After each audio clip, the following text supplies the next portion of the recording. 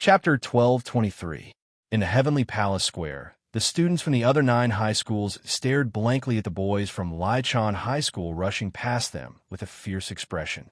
They all looked at each other and put on an expression of being surprised by the situation.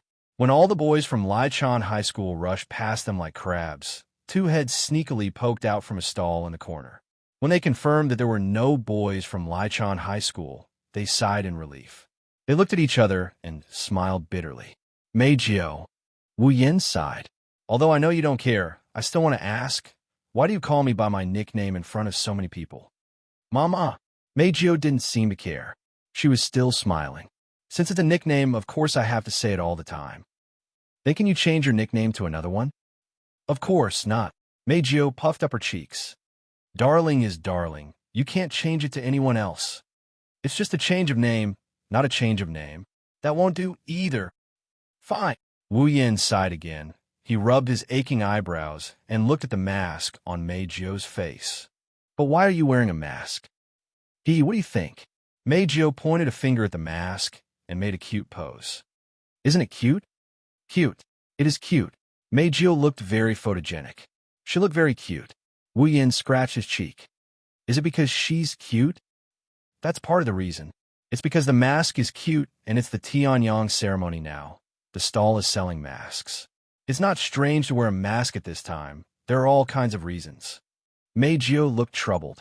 However, the main reason is that if I don't wear a mask, I'll definitely be recognized and buried by a large number of fans. Meijio said.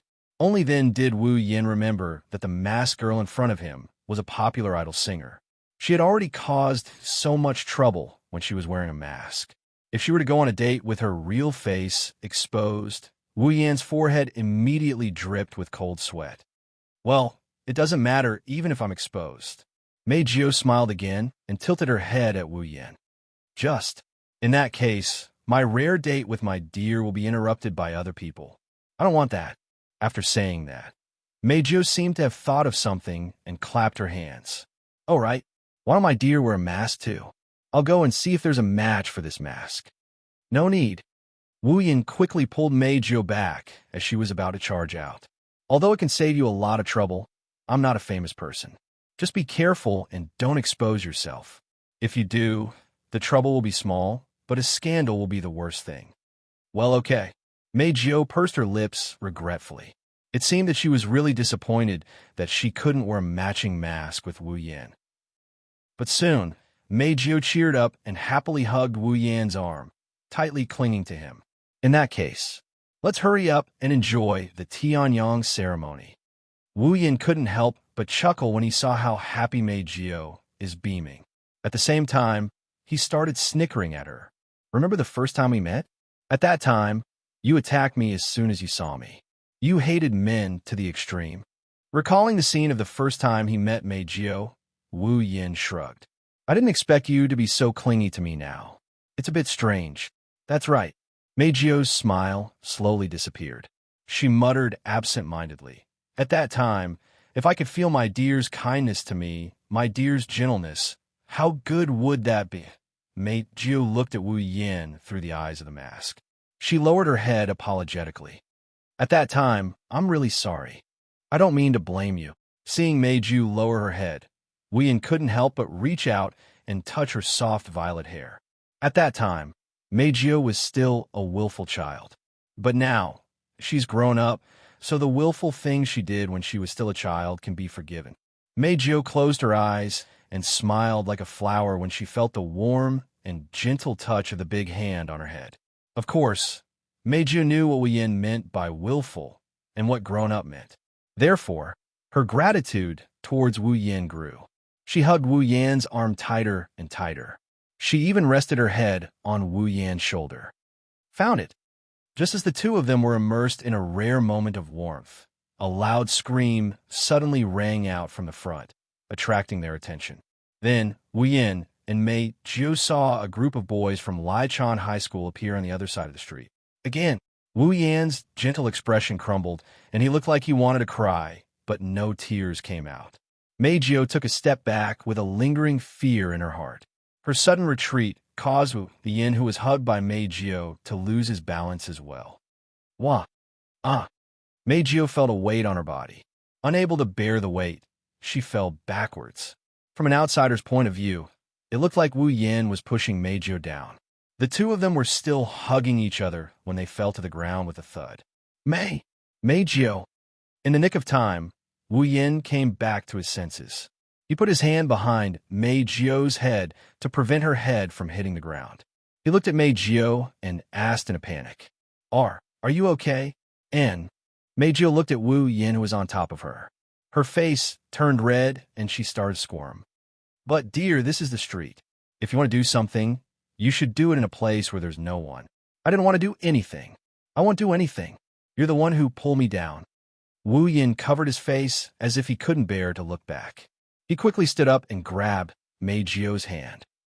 Just as he was about to pull Meijio up as well, a sharp shriek came from the crowd that had been eerily silent since the start of the duel. Everyone heard this shriek. That's Meijio. Meijio. Everyone in the crowd was stunned. When they recalled who the name Meijio was, their eyes widened immediately. Wu Yin also noticed that Meijio's mask had fallen to the ground. He didn't know when, but the mask she used to hide Meijio's face had fallen to the ground. Meijio didn't realize that her mask had fallen off until now. She let out a small cry of surprise. It was this cry of surprise that woke everyone up from their daze. In an instant, the crowd was in an uproar. Meijio! It's really Meijio!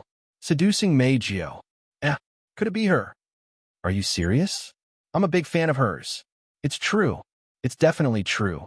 Her face was broadcasted on every TV station yesterday. I saw it all. She's wearing the Dragon Gut Temple Women's Academy uniform. It's definitely her. It's really Meijio. Soon, the noise of the scene spread to every corner. It was very noisy. Cursing in his heart, Wu Yin picked up the mask and put it on his face. At least, he can't let anyone see his face. Wu Yin grabbed Meijio, who is still in a daze. He hugged Meijio's shoulders and legs, and he carried her like a princess as he ran for his life. Don't run. This time, it wasn't just the boys from Chan High School. Almost all the high school students joined in the chase. Darling, you're so handsome. Meijio hugged Wu Yan's neck and cried out excitedly when she saw him running away from a group of fans. His sorrowful cries resounded throughout the square of the heavenly palace. Don't call me darling in front of so many people. Chapter 12:24. This is too scary. Wu Yin watched the news of him hugging Meijio while being chased by a group of crazy fans during the Tianyang festival. The remote in his hand fell to the floor. He muttered as if he lost his soul. This world is truly too terrifying. Oh. On the other hand, Yi Juya and Shi Xian, who were watching the news on TV, couldn't help but gasp in surprise. Master is on TV? Is he famous? You are truly worthy of being my master. Of course, it would be perfect if he wasn't wearing a mask. Fortunately, he was wearing a mask. Otherwise, our house would be flooded with people. Wu Yin was about to go crazy. It is fortunate that we didn't expose our true identity. I wonder if Meijio will encounter any problems. I'm worried.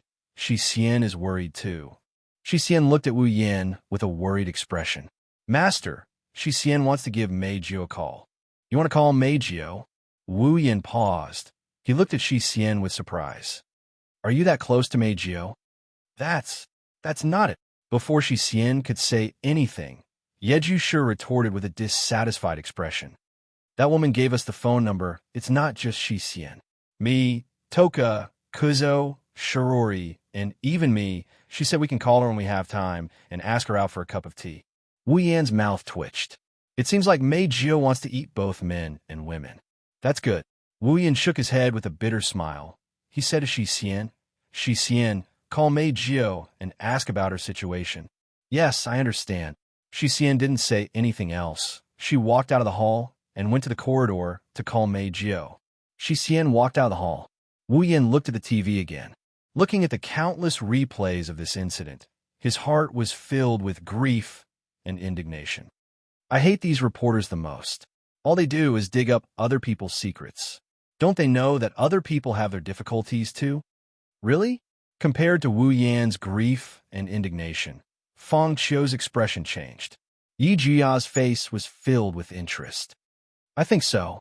I should also go on TV. Let those mortals have a good look at the divine might of our 8 hurricane dances. That's why I said you can't afford to offend a Chinibya girl. Wu Yan shrugged helplessly and placed his hands on Yi Jia's delicate face. She began to caress him unconsciously. I hope this rumor won't be exaggerated and turn into a scandal that will embarrass Mei Jiao. Yi Jia's face turned red under Wu Yan's caress. Perhaps she felt itchy. She let out a small moan, waking Wu Yan up from his daze. Feeling Yi Jia's smooth skin, looking at her crimson and seductive appearance, Wu Yan's heart began to stir. For tomorrow's Tianyang ritual, Shuri worked a little late with her classmates. Just now, she called back to tell him that she wouldn't be coming back tonight. Toka and Kurumi were also dragged away by Shirori to do manual labor. Similarly, they won't be coming back tonight either. On the other hand, Yono had been following Ling Yin around the Tianyang festival for the whole day. After that, Ling Yin brought her to her place for a night. Since Coterie still had work to do in Ratatoskar, she planned to work there for the whole night when Shirori wasn't home. In other words, Wu Yan and the 8 Hurricane Sisters are the only ones at home today. In other words, no matter what he does to Yi Jia tonight, no one will disturb him. In other words, he would be fine even if he were to push this adorable elf girl down. In other words, now is the best time to push her down.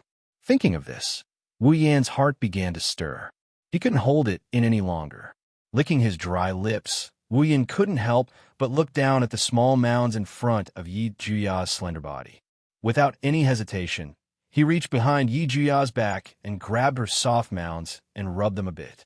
The soft and bouncy sensation instantly spread through Wu Yan's nerves.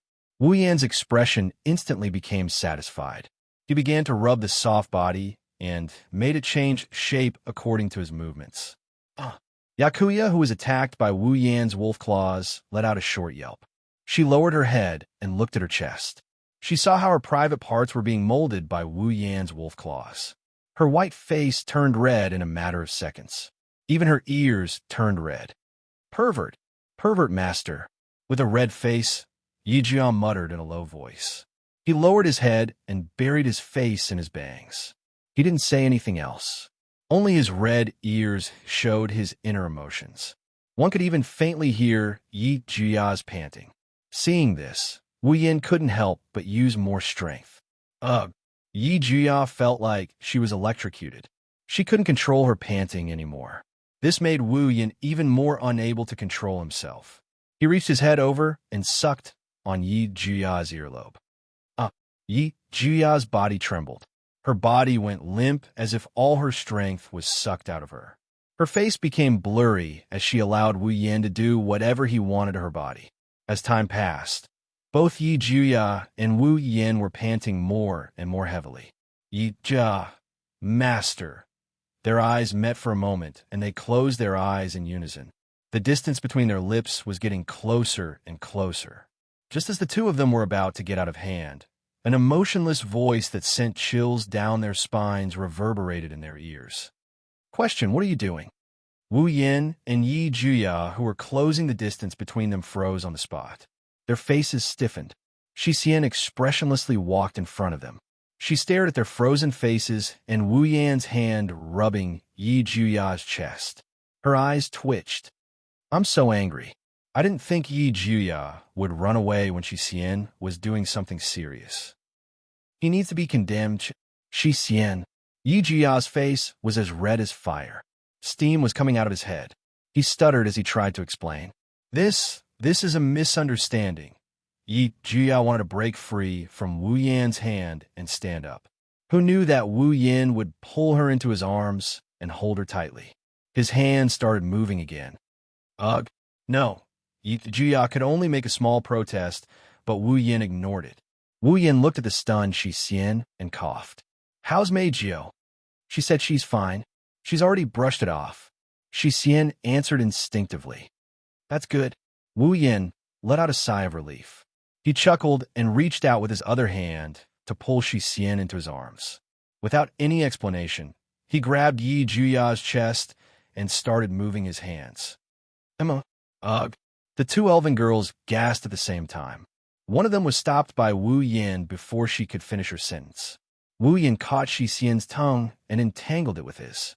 After a while, Wu Yin let go of Shi Xian's lips. He looked at the Bawu sisters' dazed expressions and continued moving his hands. Today, I'm going to finish what I didn't finish. Upon hearing that, the Bawu sisters, who had fully gone through this special training video, blushed all of a sudden. That means I'm so nervous. Is Master going to bring us into the world of adults? That's right. Wu Yin sucked in a deep breath. He didn't hold back his urges any longer. He flipped over and he pinned the two elven girls down. His hands rubbed their smooth thighs, and he moved his hands up to touch them. After an unknown amount of time, two painful groans resounded in the hall of Wu He's house. The night was long, and the ripples continued to make use of it. It's going to be a sleepless night. Chapter 1225. Heavenly Palace City, AST's base. In AST's base, in one of the more luxuriously decorated rooms, Scott was looking at a document in his hand. The more he read, the wider the smile on his face became. It was as if something good was recorded in the document. Only Elaine, who was standing behind Westcott with a folder in her hand, knew that the document Westcott was reading was the worst thing that could happen, let alone a good thing. Irene became more and more dissatisfied when she saw Scott's smile become wider and wider. Aren't you going to do something, Ike? Elaine frowned. Her tone was full of rare complaints. Those idiots from the board of directors are planning to climb over your head. Why do you look so happy? Well, no matter what it is, I'll be happy if it's interesting. Scott waved his hand indifferently and threw the document on the table. Back then, when Dem was just established, they were still a bunch of reptiles who only knew how to say nice things behind me. But now, they know how to use the destruction of the branch company and the unauthorized use of magicians and display devices to make trouble for me. Isn't it much more interesting than when they only knew how to talk? Irene couldn't help but raise her voice. Do you understand the situation you're in? Judging from the current situation, it was very likely that the board of directors would use this incident as an excuse. They might even ask for you to be fired. Scott was the executive director of the DEM. His position in the DEM was the highest. Although there was a board of directors and other directors in the DEM was established by Scott himself, so its status was naturally the highest. Unfortunately, most of the time, Westcott's considerations were based on his own ideas. In order to satisfy his own interests, Westcott was even willing to sacrifice some of the benefits of the DEM. For example, the elves' response. Scott was obsessed with the power of the elves. However, if he killed the elves and obtained the spirit crystal, he would achieve his goal. Instead of obtaining the spirit crystal, Scott wanted the elves to fall into despair, enter a reversal state, then have someone kill the elves that were reversed. Do this. It was not because the elf in the reverse state could reveal the spirit crystal, nor was it because the possibility of obtaining the spirit crystal from the elf in the reverse state would increase. It was purely because of this. Westcott was the one who wanted to do it, because doing so would make Westcott very happy. As long as he could satisfy his pleasure, Scott didn't care at all what would happen to the DEM company. It was also because of this that many directors of the DEM board of directors couldn't stand what Scott had done. In addition, many of the DEM board of directors coveted Scott's position, so it wasn't strange for them to take the opportunity to pull Scott down. Westcott didn't care much about this matter, but after Irene found out about it, she allowed Westcott to stay in AST's base without hesitation. It wasn't that Irene was afraid of the board of directors. With Scott and Irene's abilities, the actions of the board of directors were nothing. Irene had more than one way to make the board of directors stop. The only reason he stayed here with Scott was to be more cautious and have more time to prepare. After all, she was no longer the strongest in the world. Thinking of this, Irene pursed her lips and sighed. We shouldn't have given the board the right to fire you. That would be too boring. Scott answered. Irene expected this answer, but she still felt helpless. What should we do now? Should we follow the instructions on the document and return to the headquarters? Well, I'd like to go back and see what they'll do. Well, Scott shrugged and smiled strangely. But now, it seems like staying here is more interesting. Hearing this, Irene frowned. She seemed to have thought of something and hesitated for a moment before speaking softly. Is it because of that child? The one called Origami Kitsune. Hearing Ellen's words, the smile on Will Scott's face grew wider. I didn't think there would be someone in AST who was in the same class as those elves. AST is a force against elves. Just like DM, they want to kill the elves who bring about spacecrafts. Logically speaking, there are people in AST who often deal with elves. Even if the elves hide their psychic waves, they should be able to detect it. And yet, under such circumstances, AST did not attack the elves. Is it because they don't have psychic waves? That's not it. The only possibility was that Kite Origami did not report his judgment of the elves' identities to the higher-ups of AST. It seems like this AST, named Origami Kite One, has something to do with the elves. Elaine glanced at Westcott after coming to this conclusion. So, Irene, that's why you're interested in Origami Kitsune, right? That's part of the reason. No matter what, there's no harm in observing. Well, Scott smirked and looked at Irene. Then, what about the investigation? Even though the equipment in AST is relatively low-end, it's not too troublesome to investigate because Kyuchi Origami is still a member of AST. Zhang Lixing thought to himself, well, it's not too troublesome to investigate. Irene pulled out a few documents from the folder in her hand and handed them to Will Scott. Well, I did manage to find out something interesting, oh? Will Scott looked at the document in his hand and raised an eyebrow. Parents died in the hands of elves? That's why they hate elves so much. This time, Will Scott was a little surprised. If that's the case, why are they still protecting those elves? Indeed, Irene nodded. If she really hates elves, it's impossible for Tokichi Origami not to investigate those classmates who look very similar to elves. Not only that, but there's also a high possibility that she already knows about their elves' identity, but she hasn't reported this matter to AST. It's very unusual. Sometimes the human heart is very complicated and difficult to understand. Well, Scott shook his head and looked at one of the messages on the document. Parents died in the fire caused by the elves 5 years ago. Could it be an Ifrit? Yes. Irene answered expressionlessly. Regarding this matter, I also launched some investigations. Then, I found that in the confidential database of the DIM, multiple psychic wave reactions were detected at the scene at that time, and a video was also captured.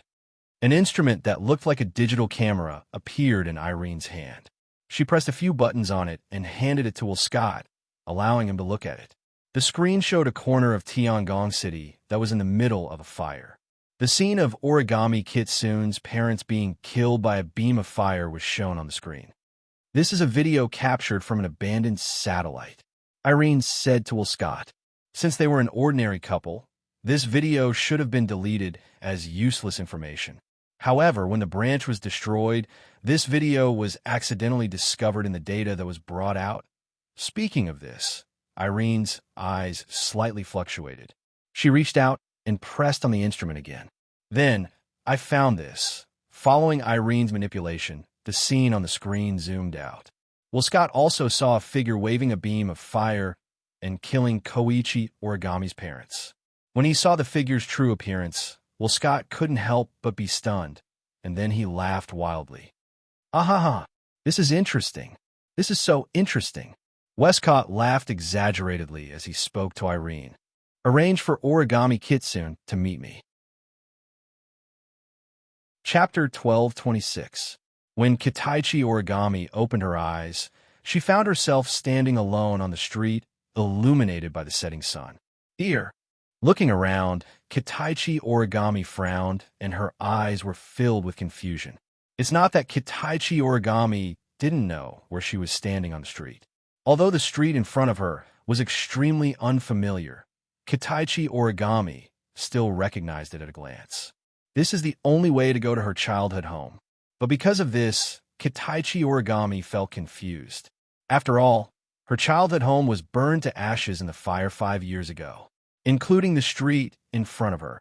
Kitaichi Origami's cold eyes kept scanning the surroundings. She stared at the scene on the street.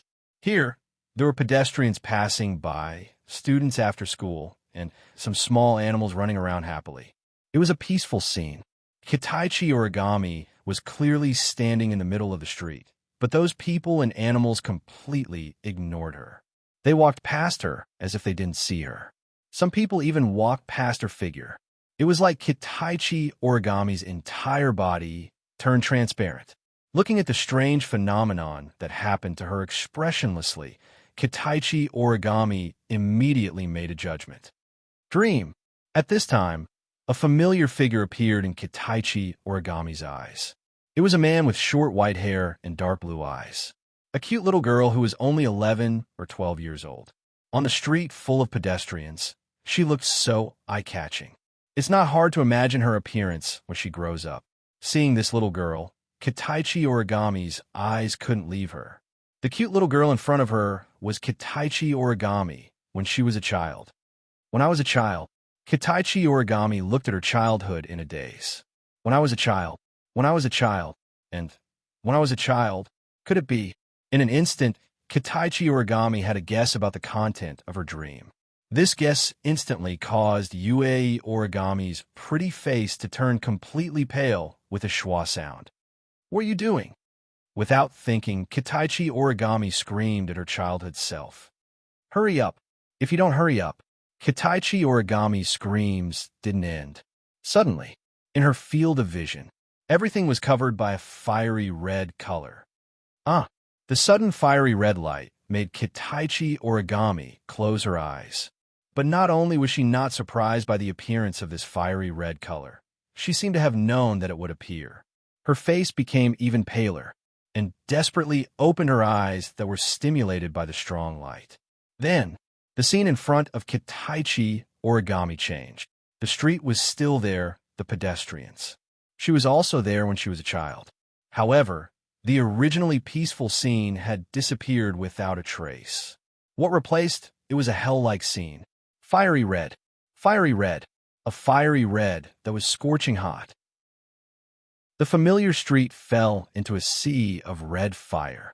The houses, pedestrian streets, trees, flowers, buildings, and so on, everything that could support burning, were all engulfed by the flames without exception. Everything in front of him was completely engulfed in a sea of fire. The fire continued to burn fiercely, spreading at an extremely fast speed amidst the whistling sounds of the burning. All around, the pedestrians let out panic screams one by one. They began to flee in a panic. The chaotic sound of footsteps mixed with the explosion of some dangerous items echoed in the sea of fire. Kitaichi Origami looked at everything in front of her in a daze. Her face was as white as paper. Not long after, the surrounding pedestrians disappeared. What remained in Kitaichi Origami's field of vision was the hell-like street that fell into the sea of fire, and a small figure. It was her childhood self. At this time, Kitaichi Origami also looked at everything in a daze. Her eyes were wide open. She didn't run away aimlessly like the other pedestrians, nor did she take the children and the elderly to seek refuge like those calm people.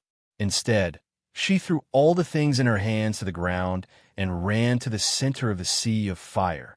Kitaichi Origami could still vaguely hear the words that came out of her mouth before she ran into the sea of fire. Dad, Mom. That's right. Kitaichi Origami's parents were still at home. They were still in the sea of fire. She was just a child. Even if she rushed to the scene, she wouldn't be able to help much. She might even be a burden. Her parents might have already gone to seek refuge. But Kitaichi Origami still ran into the sea of fire to look for her parents. Seeing this, Kitaichi Origami also reacted. Her face was pale, and she ran hysterically like Kitaichi Origami towards the sea of fire, the home in her memory. However, when Kitaichi Origami arrived at the home in her memory, the scene that appeared in front of her was the most terrifying nightmare and the most despairing scene she ever wanted to recall in her life. The home in her memory, like the other buildings, was covered in red flames. Her childhood self ran towards the home in the sea of fire. In front of her childhood self, her father held her mother's shoulder and stood in the center of the sea of fire. On the horizon, there was a terrifying fire beam that mercilessly fell towards Kitaichi Origami's parents. No! Kitaichi Origami let out a cry of despair and ran forward in an attempt to save her parents. Unfortunately, no matter how Kitaichi Origami ran, the distance between them did not decrease at all. Then the fire beam fell. Bang! A strong shock wave shook the area and easily blew Kitaichi Origami, who was running towards her parents, away. She hit the cement wall not far away and screamed in pain. However, Kitaichi Origami ignored the pain in her body, and Kitaichi Origami also ignored the wind in front of her. The two girls, one adult and one child, both looked at the location of their parents. However, the figure that was originally there has already disappeared. There is only a crater that looked like it was created by a meteorite. Light smoke was coming out from there. Lying inside were the remains of her parents in her memory. Looking at her parents lying dead in the hole, Toichi Origami let out a desperate howl. Her pupils dilated as she suddenly raised her head and looked at the source of the fire beam that just shot over. Then, Kitaichi Origami saw. In the middle of the burning sky, a figure was quietly floating there. Bathed in the sea of fire, it looked like it was looking at the burning street and the world in the sea of fire. Looking at the figure, it should be an adult. The moment she saw that figure, Yuichi Origami's vision turned black, and her delicate body trembled. She clenched her fists so tightly that blood could seep out. Looking at the figure floating in the sea of fire, she let out a sharp cry filled with curses and resentment like a malicious spirit. "I'll kill you!" With this sentence, Origami Kitsune rushed over. In the silent space, Kitaichi Origami suddenly opened her eyes and screamed crazily as she sat up. Huh? Her breathing was abnormally rapid, and her chest was constantly moving up and down. Kitaichi Origami's body was already soaked in sweat. Her face was pale, and her eyes were fluctuating with uncontrollable fear. Kitaichi Origami propped herself up and took a deep breath to suppress the fear in her heart. When she calmed down, she realized that she was lying on the bed in her room. Covering her forehead, Tokichi Origami recalled the scene in her dream and bit her lips. What a hateful dream. Although she said this, Yuichi Origami did not have any resistance to this dream in her heart. She didn't want to think about it and didn't want to talk about it. But after this dream, Kitaichi Origami was certain of one thing.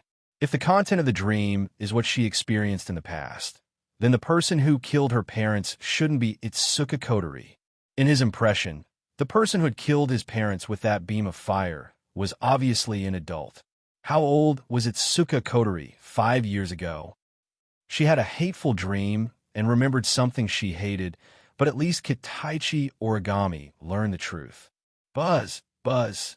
Suddenly, the phone on Yuichi Origami's bedside vibrated, causing Yuichi Origami, who was immersed in her memories, to frown. She reached out and picked up the phone. "Hello, Origami." Through the phone, the voice of Liaozi under the sun entered Origami's ears. "Come over now." Upon hearing this, Origami Kitsune was stunned. Chapter 1227. Heavenly Palace City, AST Garrison Base. Didn't I tell you to come here as soon as possible? Why did it take so long? In the base, Sunrise Prairie Fire, who was wearing a pair of work pants and a black singlet, had a writing board under her arm and a pen in her other hand. She looked like the foreman of the movers. She used Lion Roar on Kite Origami, who was standing in front of her.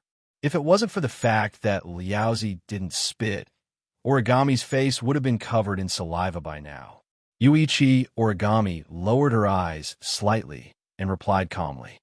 "It's time to get off work, and it's late at night. The spacequake alarm hasn't been issued, and the elf hasn't appeared.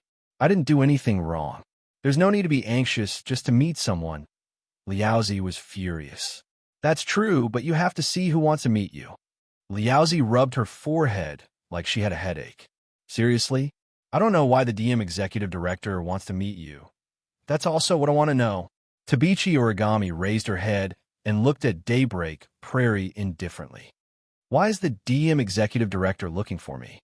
Even if you ask me, I don't know. Daybreak Prairie Fire frowned and stared at Toichi Origami's expressionless face. Speaking of which, he seemed to be very interested in you when you met the DM executive director yesterday. Yesterday? Origami lowered her head. She muttered to herself. It was true that Westcott was very interested in Iris Origami's class photo last night when they were welcoming him.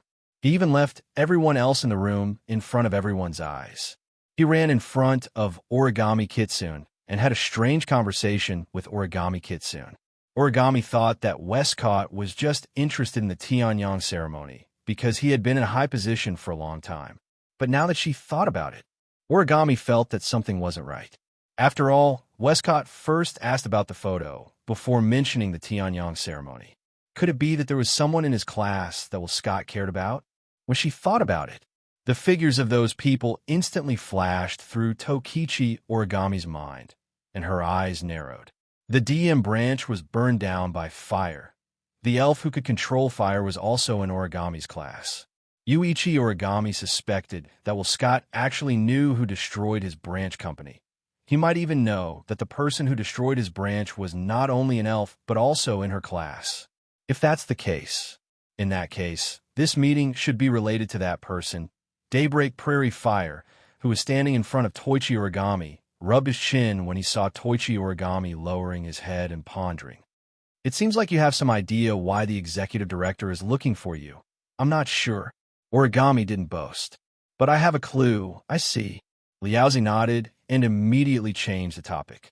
He smiled and patted Origami Kitsune's shoulder. Don't think about it too much.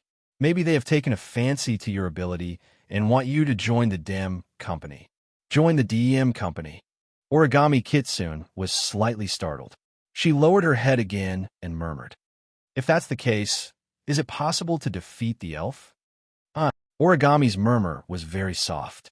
However, Liaozi still heard it. She frowned and sighed. "I can't say that it's impossible. After all, the DMCR unit is much better than the ASTs. Before the real one went missing, she was also a DM member. You know how strong she is." Daybreak Prairie Fire glanced at Toichi Origami. However, the higher the performance of the CR unit, the higher the technical requirement to control the CR unit. I believe in your skills, but I'm not sure if you can really reach that level. At this point, Daybreak Prairie Fire sneakily looked around and leaned over to Kitsune Origami's ear. Moreover, although the DEM has a lot of power, the people inside are not good people. They have done a lot of shameful things behind the scenes. If they really invite you to join the DEM, you have to consider it carefully. Don't be fooled so easily. Origami Kitsune remained silent. After a long time, she nodded her head, making Daybreak Prairie Fire smile in satisfaction. Obviously, regardless of the other reasons, Sun Liaozi did not want Kitsune Origami to join DEM. Bringing Kite One Origami through a series of passageways, they arrived at the door of Court's room. Under the sun, Liaozi knocked on the door.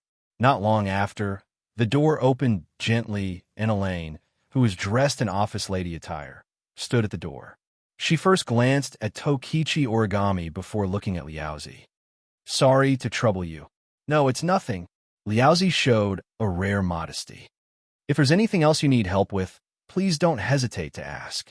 "I will." Elaine nodded politely.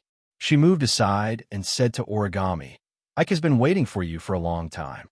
Please come in." Tabichi Origami looked at Daybreak Prairie. After Daybreak Prairie nodded, she looked at Irene and walked into the room. It had to be said that this was indeed a rather luxurious room. The area is comparable to a normal house. It's quite spacious. In the middle of the vast room, Scott sat on an exquisitely crafted sofa that could even be said to be luxurious. He looked at Yue Origami with a smile, causing Yue Origami's footsteps to pause. Her heartbeat also suddenly sped up. The smile on Scott's face was very amiable, but for some reason, looking at the smile on his face, Creamy Origami seemed to see a surge of black malice surging on it, which made her feel a little cold. Yuichi Origami was certain that Scott was definitely not her type. Westcott seemed to have sensed Origami Kite's reaction. He couldn't help but let out a bitter laugh. That person was right. The first impression I gave people seems to be really bad. Although he said that, Scott didn't seem to care at all. He opened his arms to Toichi Origami as if he was hugging her. The corners of his mouth curled up. I apologize for making you come here in a hurry, Miss Origami. I do have something to discuss with you. Please forgive me if I offended you. It's nothing. Even though Yuichi Origami's personality was cold, she still had the necessary manners. Lowering her head, Yuichi Origami spoke respectfully at a distance. Then, why are you looking for me? Since Miss Yuini asked, let's get straight to the point. Scott smiled and snapped his fingers. On the side, Irene immediately took out a device and projected an image on the wall like a projector. Looking at the content of the video, Origami's eyes narrowed. It's Wuyan's image. Sure enough, Origami Kite couldn't help but speak her mind. He really destroyed DM's branch. Oh, Scott was stunned. He didn't expect Origami Kitsune to say something like this after seeing the video. He shrugged and looked at Origami Kitsune with a meaningful gaze. That's true. However, Miss Origami, you did know that Shido Itsuka's true identity is an elf. Kitsune Origami held her breath and was speechless.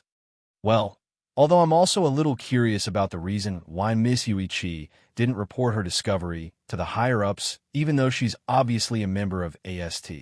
Scott leaned back on the sofa. But this is Miss Origami's own business. It's AST's business. I don't want to interfere. Hearing this, Yuini Origami couldn't help but let out a sigh of relief. However, Scott's next sentence caused her heart to jump again. Since Miss Origami knows that Shido Itsuka is an elf, you should know about the identities of Yamazaki Toka, Tokisaki Kuzo, Yamazaki Akuya, and Yamazaki Yoshika, right? Chapter 1228. As Wolcott read out the names one by one, Tabichi Origami's heart grew restless. Tabichi Origami was certain that Wolcott knew the identities of the elves in her class. If that's the case, why didn't Wolcott kill them? Isn't the DM an organization that advocates killing elves? Although the handling of the space quake and the response to the elves are the responsibility of a certain army of each country, these elven armies were only ahead in terms of numbers compared to the DEM. Some of them couldn't even be ahead in terms of numbers. In addition to the special nature and status of the DEM, there were many examples of countries asking for help from the DEM, or DEM, intervening in the affairs of the elves. Now that they know the elves' identities and locations, why didn't they send people to kill them? Moreover, the elves that destroyed their branch company were among the elves. Yuichi Origami was puzzled, and he couldn't figure out what Scott meant. At that moment, he might as well confess. Yes, Tabichi Origami nodded.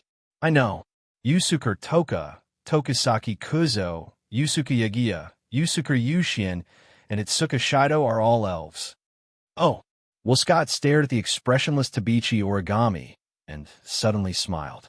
Just as Origami thought Westcott would ask her why she didn't report this matter to the higher-ups of AST, Westcott raised such a question instead.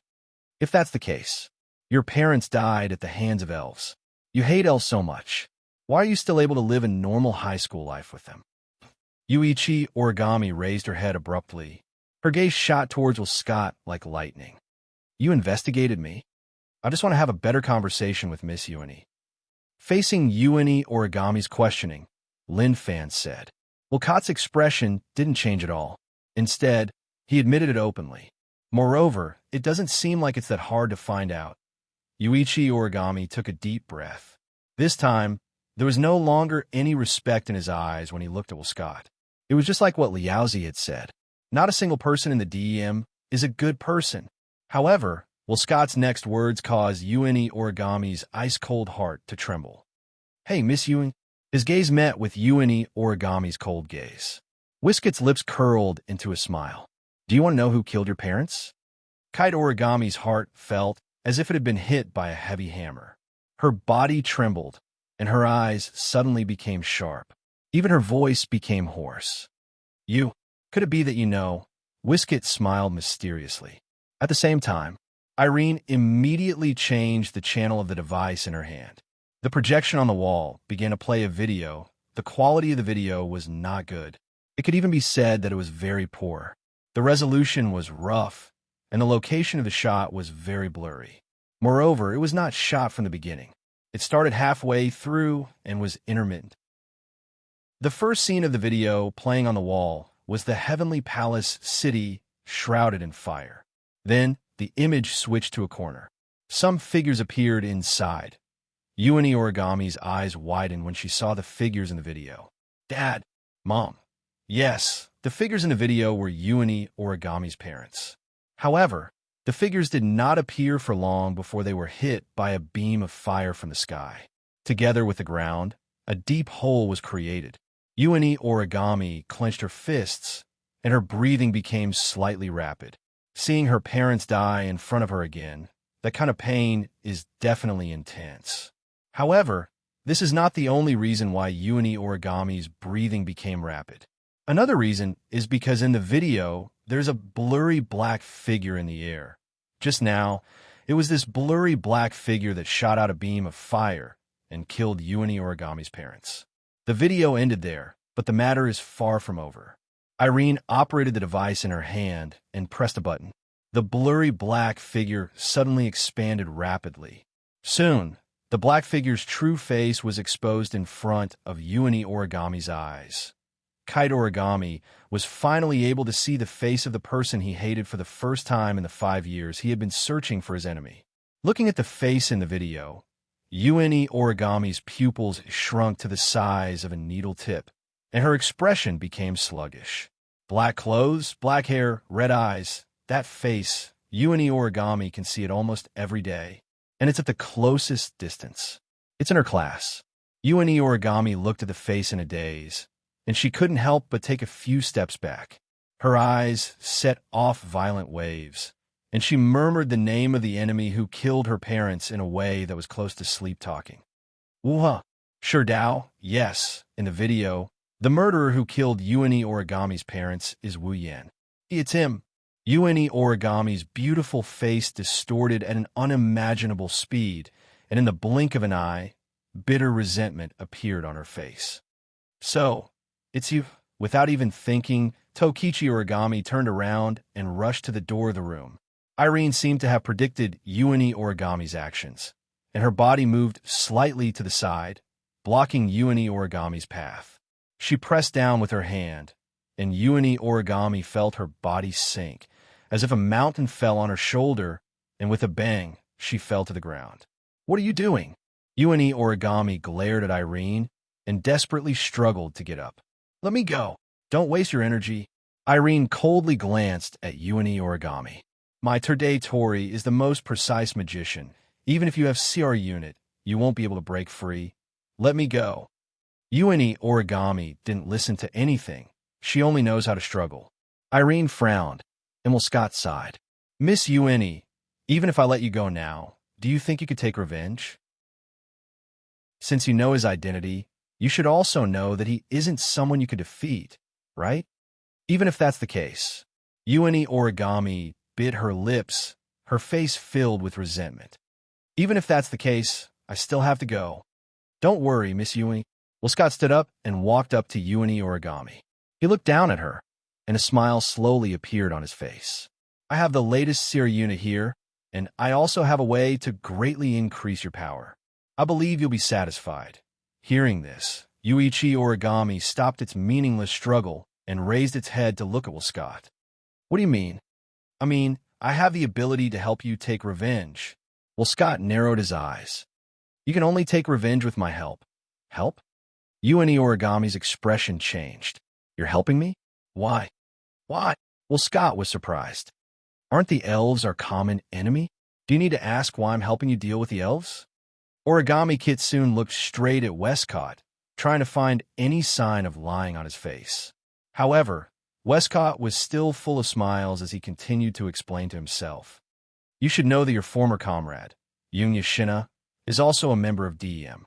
She's younger than you, but she has the power to rival the elves. If Miss Yuani is willing, I can provide you with the latest and most suitable CR unit unconditionally, and I'll also help you with mana processing for free. After the mana processing, your control over this CR unit will reach the limit of your body. Yoon Yashina used this method to obtain the power of the strongest magician in the world, second only to Irene. I believe that if Miss Yuani uses the mana processing, you won't be any weaker than Shina. However, I have to remind you that if you use a large amount of mana processing, your power will greatly increase, but your lifespan will also decrease. If you forcefully increase your power to the point where you could defeat the elves, I'm afraid you'll only have less than a year left to live. It's fine.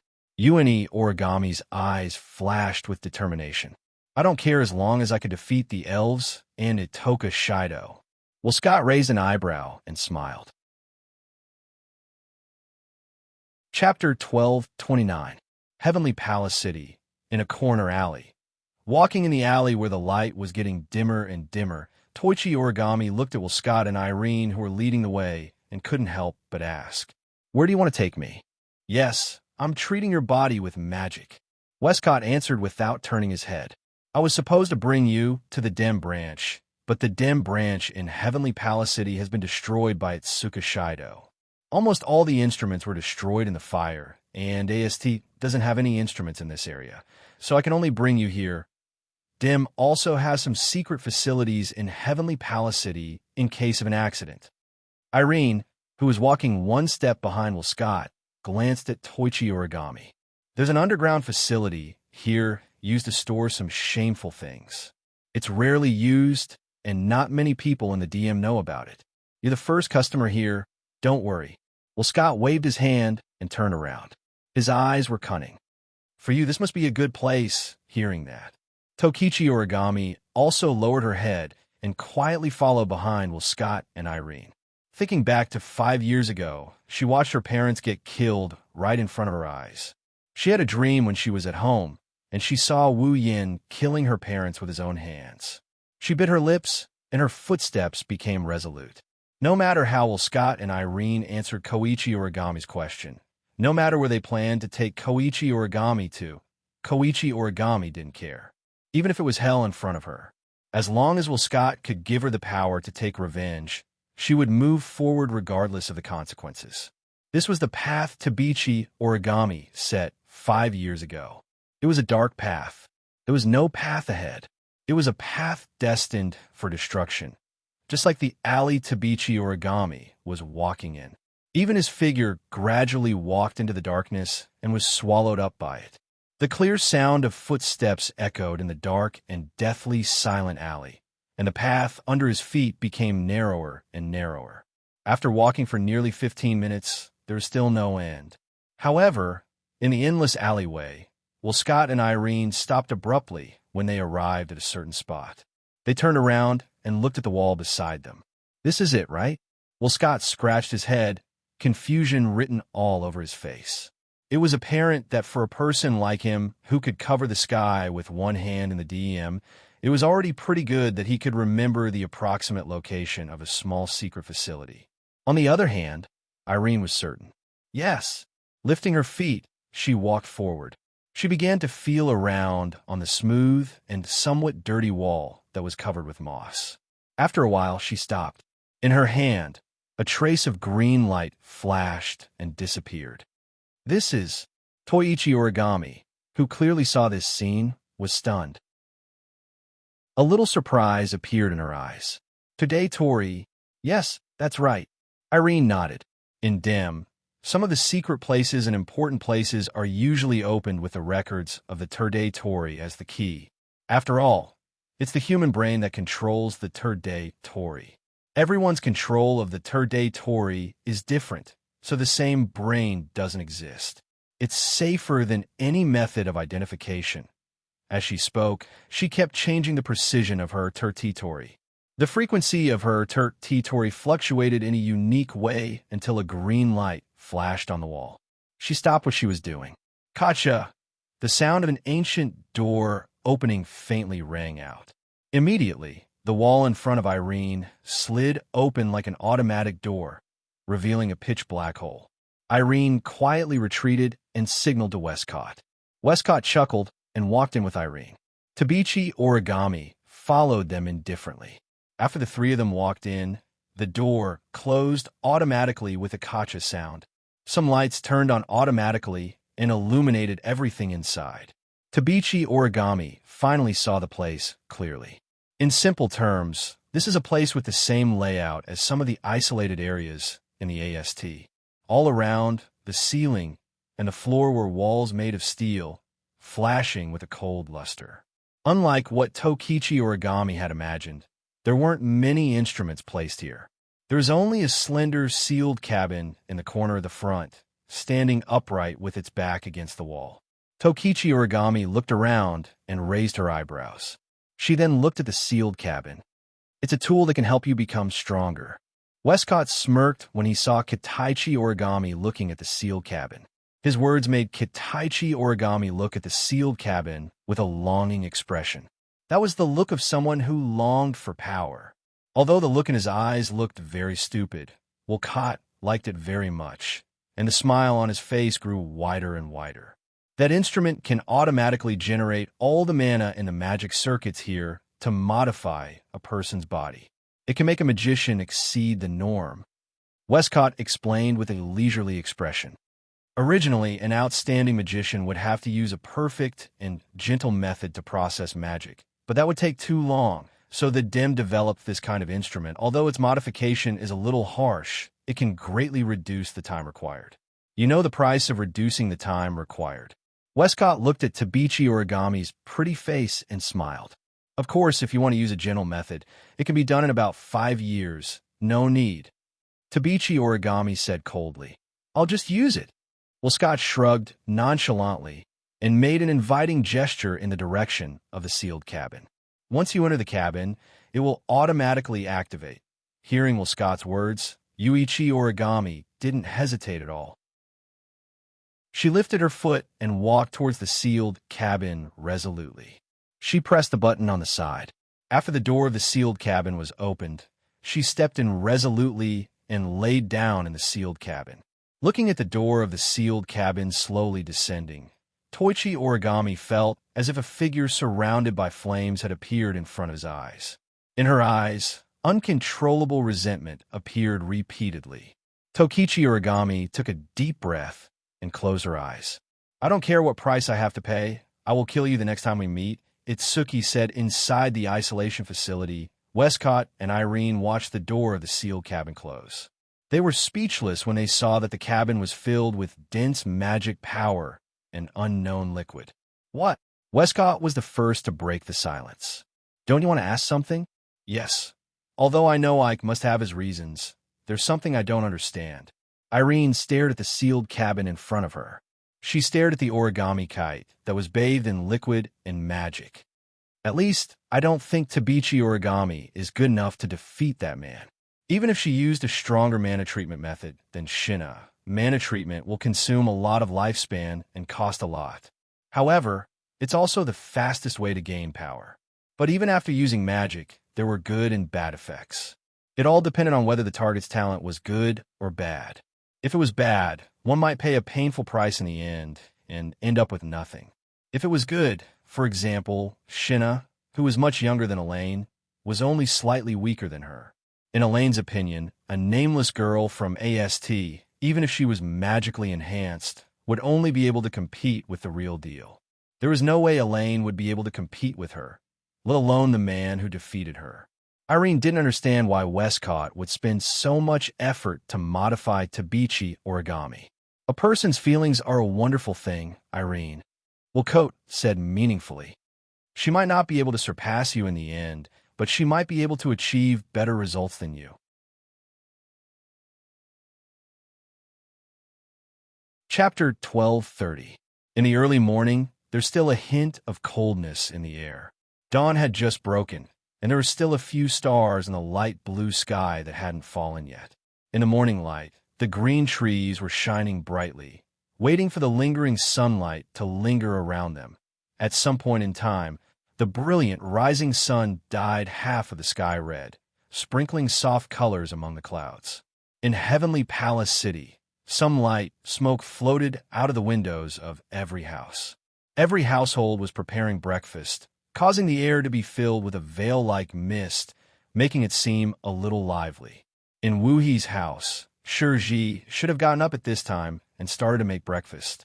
However, because Shiji, Kurumi, and Xiang were busy until very late last night for the night sacrifice, the three of them directly stayed in a nearby classmate's house last night and didn't come back.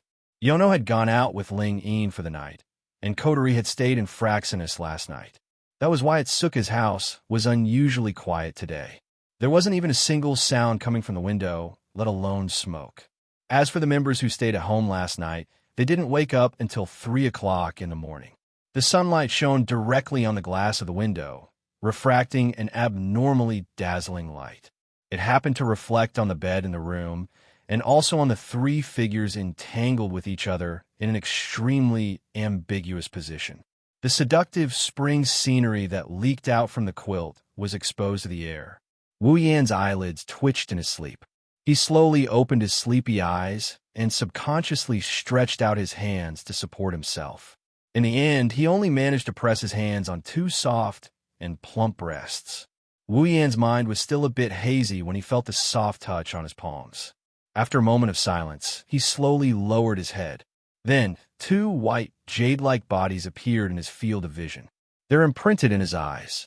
He looked at the two beautiful bodies in his arms. Wu Yan covered his forehead with his hand. It took him a while to remember what happened last night. I ate Yeju Shi and Shi Xian. Wu Yan bitterly smiled and shook his head.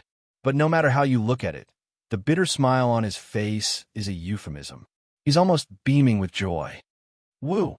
Who knows if it's because of the noise? A soft moan echoed. It made Wu Yan's bones go limp. It was Shi Xian who was lying on Wu Yan's left. Her long eyelashes fluttered for a while. She slowly opened her eyes. She looked at Wu Yan with a confused gaze. She looked at him for a bit before she completely woke up. Her silver eyes were wide open. Yo! Wu Yan's lips curled up when he saw Shi Xian's eyes. Morning! Shi Xian blinked. She first looked at Wu Yan, then looked at Yeju Shi who was lying beside her, and finally looked at herself. Her delicate face instantly turned red. She pulled up the blanket and covered her head, not daring to see anyone. Seeing Shi Xian's actions, Wu Yan couldn't help but laugh. He pulled the blanket and teased her. What's wrong? Are you feeling shy now? However, the voice that came from the blanket made Wu Yan's teasing expression freeze. Shame and anger. Shi Xian has become impure. She was eaten by a beast. She can't get married anymore. Beast. Beast. Wu Yan's expression turned into one of excitement. I admit that I was a bit tough last night, but what beast? Isn't that too exaggerated? Shi Xian was silent for a while under the blanket. Then she replied. Crying, Shi Xian didn't mean that Master acted like a beast, but acted like a beast. Acted? Wow. Yeju Shi and Shi Xian were together last night. Shi Xian's body wriggled under the blanket. Not long after, Wu Yan felt a soft little hand grab his important part. Master was not only very energetic last night, he's also very energetic now. He's like a beast with unsatisfied desires. Ahaha. Wu Yan's expression became complicated. He felt comfortable and unnatural at the same time. Feeling Shi Xian's soft little hand, he couldn't help but laugh. It's morning after all. It's not strange to be a bit more energetic in the morning. Question, do I have to be energetic in the morning? Shi Xian poked her head out of the blanket and looked at Wu Yan in confusion. Master, don't you usually look very tired in the morning? This is not what I mean. Wu Yan's mouth twitched when he saw that Shi Xian was determined to get to the bottom of this. Looks like even if you've watched those so-called special training videos, you haven't improved much. I repeat, special training videos? Shi Xian was slightly startled. Then, she seemed to have thought of something, and her pretty face turned red again. She lowered her head and muttered, Shy, Master is really perverted. This. Wu Yan had the urge to sweat. You bought those videos yourselves, and you dare to play them in the hall. Who is perverted? Master. Of course it's Master's age. Yushin glanced at the blushing Yagia on the other side of Wu Yan. Yagia looked at Wu Yin with a hint of envy and jealousy. Shi Xian aside, Master bullied Yeju Shi last night while Shi Xian was on the phone with Mei Jiao. You also enjoyed Yeju Shi's beautiful body that seemed like it would break if you hugged her. You tore her clothes and took away her purity. I'm so envious of you. I hate you. First of all, I didn't tear Yeju Shi's clothes. Second of all, you definitely said you were envious. Wu Yin held his head as if he had a headache. Shi Xian, could it be that you want to learn from Mei Jiao and be attracted to both men and women? Mei Jiao. Shi Xian shivered. Obvious disgust appeared on her face. Blame. Master, please don't compare Mei Jiao to Shi Xian. Shi Xian would never become like that. In other words, your woman is only limited to Yeju Shi. Wu Yin shook his head with a smile. How sly. The man isn't satisfied yet. After saying that, Wu Yan's hand slowly slid down Shi Xian's body, covering her extremely plump and round breasts and squeezing. Wu! The redness on Shi Xian's pretty face became even more intense. Her face continued to lower and lower. The blurriness from last night's madness was once again revealed, filling her alluring silver eyes. Looking at Shi Xian panting with her mouth slightly open, Wu Yan's heart burned. He licked his dry lips and lowered his head, sucking on Shi Xian's earlobe. Ah! Shi Xian blushed when her ear was attacked. She raised her head and involuntarily let out a soft cry. Wu Yin could clearly feel that the delicate body lying in his arms was starting to twist. Wu Yan's lips curled into a smirk. He looked at Shi Xian's voluptuous body with a scorching gaze. Shi Xian shuddered, and she had a bad feeling about this. Alert! Shi Xian tightened her grip on the blanket, pursed her lips, and stared at Wu Yan. Master, what do you want to do? What do I want to do? Wu Yan's hand continued to move. When he met Shi Xian's gaze, he did not hide the heat in his eyes. Of course, I want to do everything. Ugh! Shi Xian's face was bright red, and she began to squirm. Warning, it's already morning. Shi Xian can't do it. How can you say that? Wu Yan grinned. His hand under the blanket suddenly reached for Shi Xian's most important part. Didn't I tell you? It's because it's morning that I'm so energetic. Begging for mercy won't do. Sensing Wu Yan's actions, Shi Xian struggled to get up. However, she did not know that this would stimulate Wu Yan. Ignoring Shi Xian's resistance, Wu Yan flipped his body and pressed Shi Xian under his body. Then, he forced her to turn around. Her hands were on the bed, and her back was facing him. Then, Wu Yan held her slender waist with both hands. His body slowly moved forward. Ugh! Following a muffled groan, Shi Xian, who had her back facing Wu Yan, suppressed her breath and moaned. Her moans were accompanied by an indescribable heat ripple. They once again resounded in the room. Chapter 1231. Heavenly Palace City. Wu He's home. Shi Xian was sitting on the sofa in the middle of the hall. Wu Yan was lying on her lap, using her as a pillow to enjoy the pleasant morning. Lying on Shi Xian's smooth thighs, Wu Yan narrowed his eyes. His face was full of enjoyment. From time to time, he would open his mouth and put the breakfast that Shi Xian brought into his mouth. As he chewed, he sighed. If I could have this kind of treatment every morning, it might not be bad to wake up early. Wu Yan raised his eyelids. In the next moment, a half-squinted and listless face appeared in front of him. However, it was difficult to control the faint smile on the corner of her mouth. He could not help but laugh. Shi Xian's pretty face turned slightly red. She turned her head away, not daring to look into Wu Yan's eyes. Seeing this scene, Wu Yan laughed even more happily. His gaze was also fixed on Shi Xian's face. His heart was in turmoil. It had to be said that even if one did not look at Shi Xian's voluptuous figure, just looking at her appearance was already very shocking. She definitely would not lose to any of the girls that Wu Yan knew. Last night, her relationship with Wu Yan had further improved. Not only did Shi Xian's complexion become more rosy, but her appearance also became more beautiful. Her every move also released a soul-stirring temptation. Coupled with Shi Xian's personality, she was even more attractive. Although Shi Xian had a listless face all day long and liked to quarrel with Yi Juya and 10 fragrances. Wu Yin knew that there was an indescribable gentleness in Shi Xian's bones. This gentleness, it could be seen during normal times. Unlike Yi Juya, for the sake of his dignity, she would sometimes be very domineering. She was also very carefree in private. Shi Xian's usual actions were very similar to a gentle and generous girl. Thinking about it, she was definitely a gentle girl deep down. And this point was now proven by Shi Xian's attentive feeding actions. Looking at Shi Xian's beautiful rosy face, Wu Yin heaved a sigh of relief. He felt slightly regretful in his heart. If Wu Yin had known that eating Shi Xian could make her protect him so gently, he would not have waited until now to eat her. Although part of the reason was because of Shirori, the Baowu sisters were always by his side. If he wanted to eat them, he could still find opportunities. However, Wu Yin didn't. He had been thinking of eating it in the future. Now, he finally regretted it a little.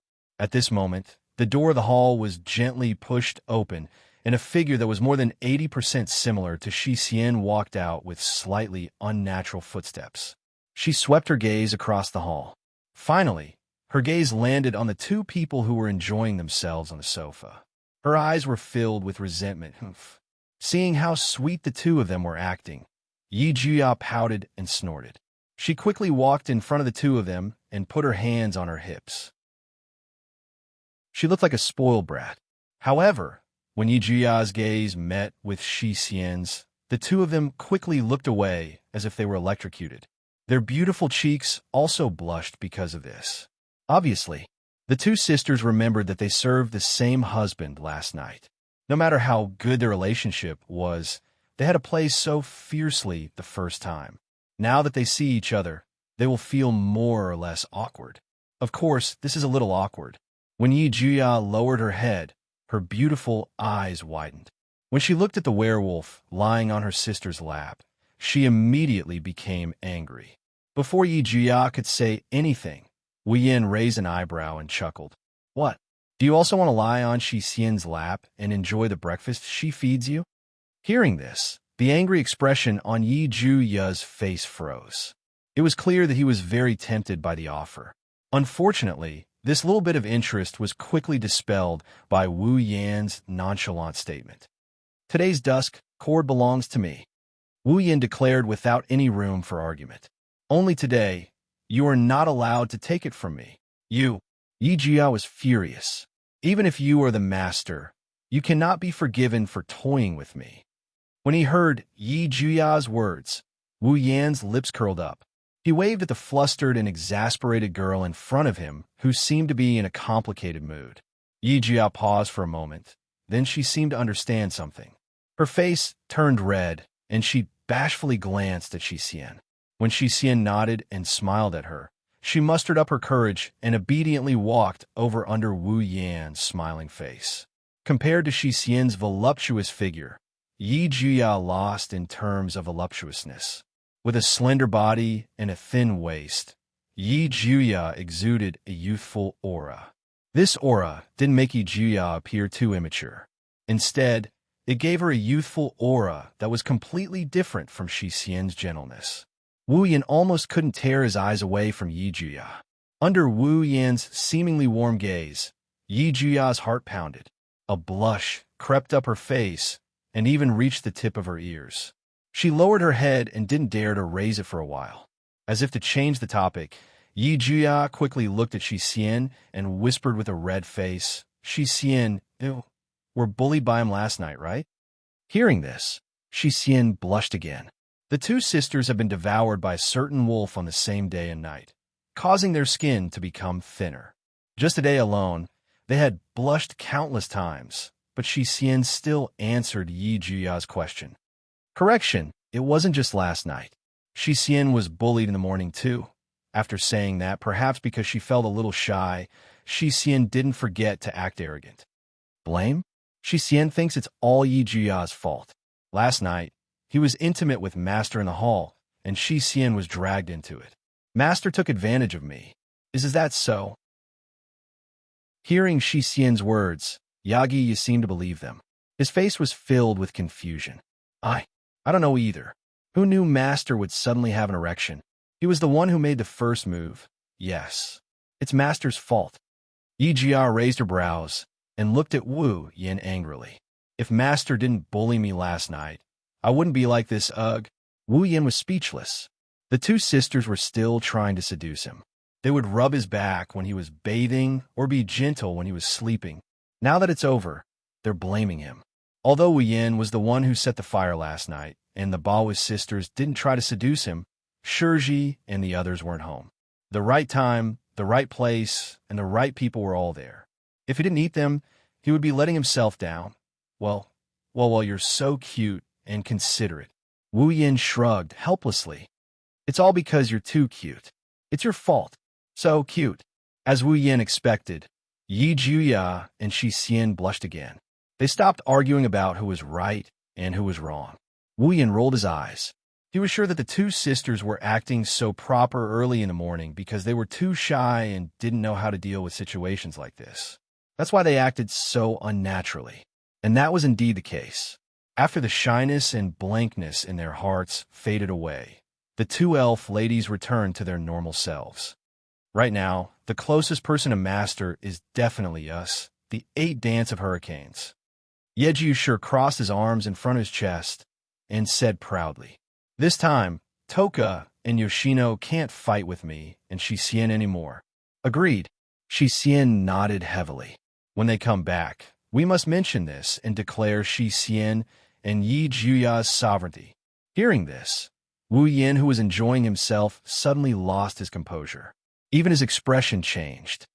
That, Wu Yin coughed and smiled awkwardly. Declaring sovereignty? There's no need for that, right? The Baowu sisters were stunned for a moment before refuting. Of course there's a need for that. We need to let our kin know who's the winner. Agreed. Yi Juya and Shi Xian have fought Toka and Yoshino 83 times. It's time to decide who's the winner. Oh, right. Isn't today the night's sacrifice? Wu Yin jumped up and changed the topic when he saw how adamant the Baowu sisters were. Right now, the night's sacrifice is the most important thing. We can't be late. Let's go. Wu Yin ran out of the hall. The Baowu sisters looked at each other in confusion. Chapter 1232. Heavenly Palace City, Dim's secret facility. Standing side by side, Westcott and Irene stared at the sealed cabin in front of them. Looking at the origami kite soaked in liquid, the smile on Westcott's face was gone. Irene was no longer as cold as before. The only emotion left on their faces was solemn. Irene didn't move her eyes away from the sealed cabin. She broke the silence. This child. That's right. Westcott nodded and gave his comment. This is too shocking. An entire night had passed since the beginning of the mana processing work. Tonight, Westcott and Irene's understanding of origami kite kept changing. Finally, Westcott gave an evaluation of origami kite as too shocking. It's because of the mana treatment effect on kite origami's body. The reason why the body was processed with magic power was to improve the user's adaptability with the cryo unit. The brain region that could control the cryo unit would be stronger, and it might even be able to control the cryo unit at will or even surpass the specifications. The performance of the cryo unit will be maximized. Depending on each person's talent, the effects of the mana treatment will be different. Some of the effects will be weak, while others will be extraordinary. Just like in Shinna, after the effects of her magic power processing came out. It directly made her the second in command of the Dim magicians. She was also the one with the best magical effects so far after her body had undergone magical treatment.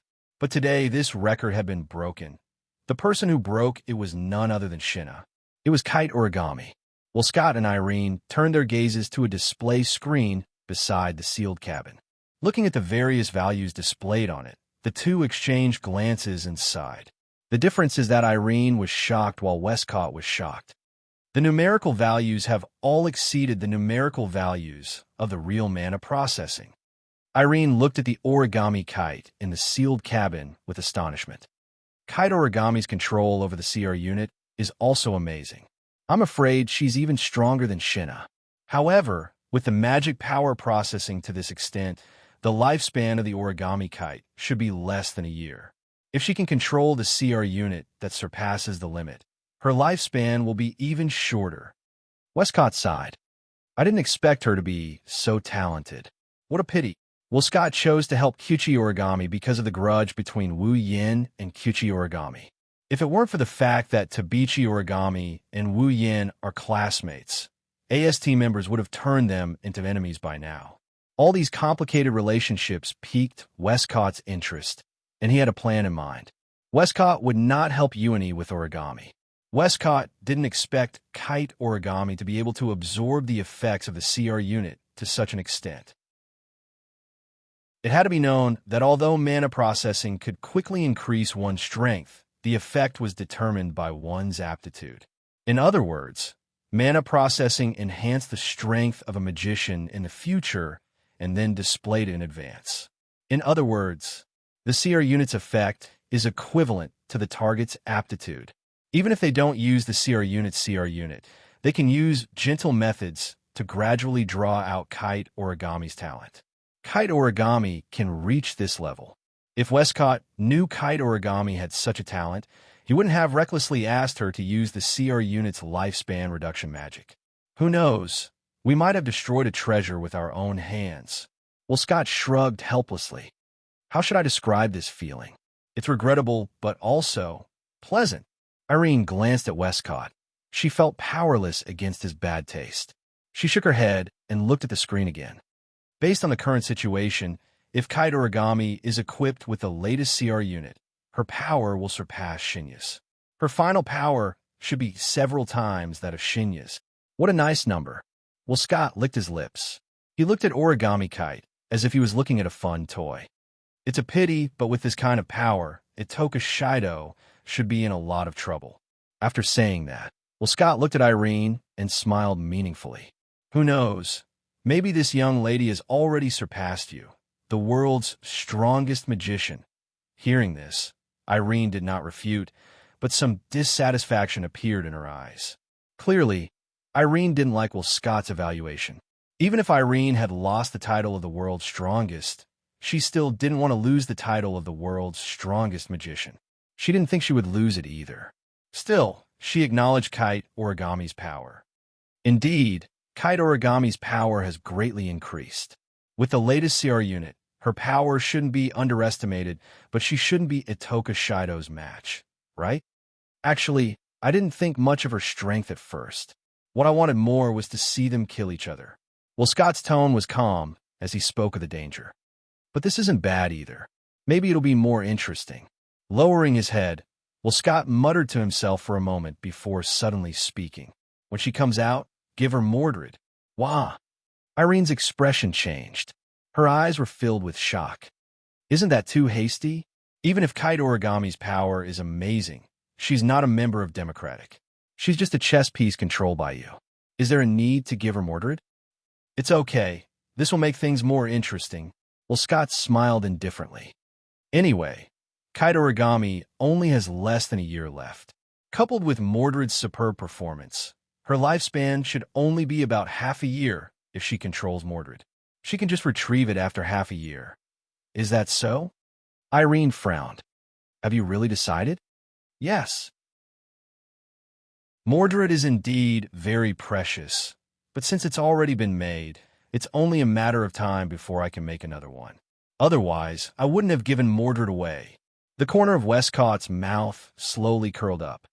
After all, Mordred is the world's strongest magician, Irene Mira. Mira? The CR unit that Methers owns is the sister of the Pandaragon.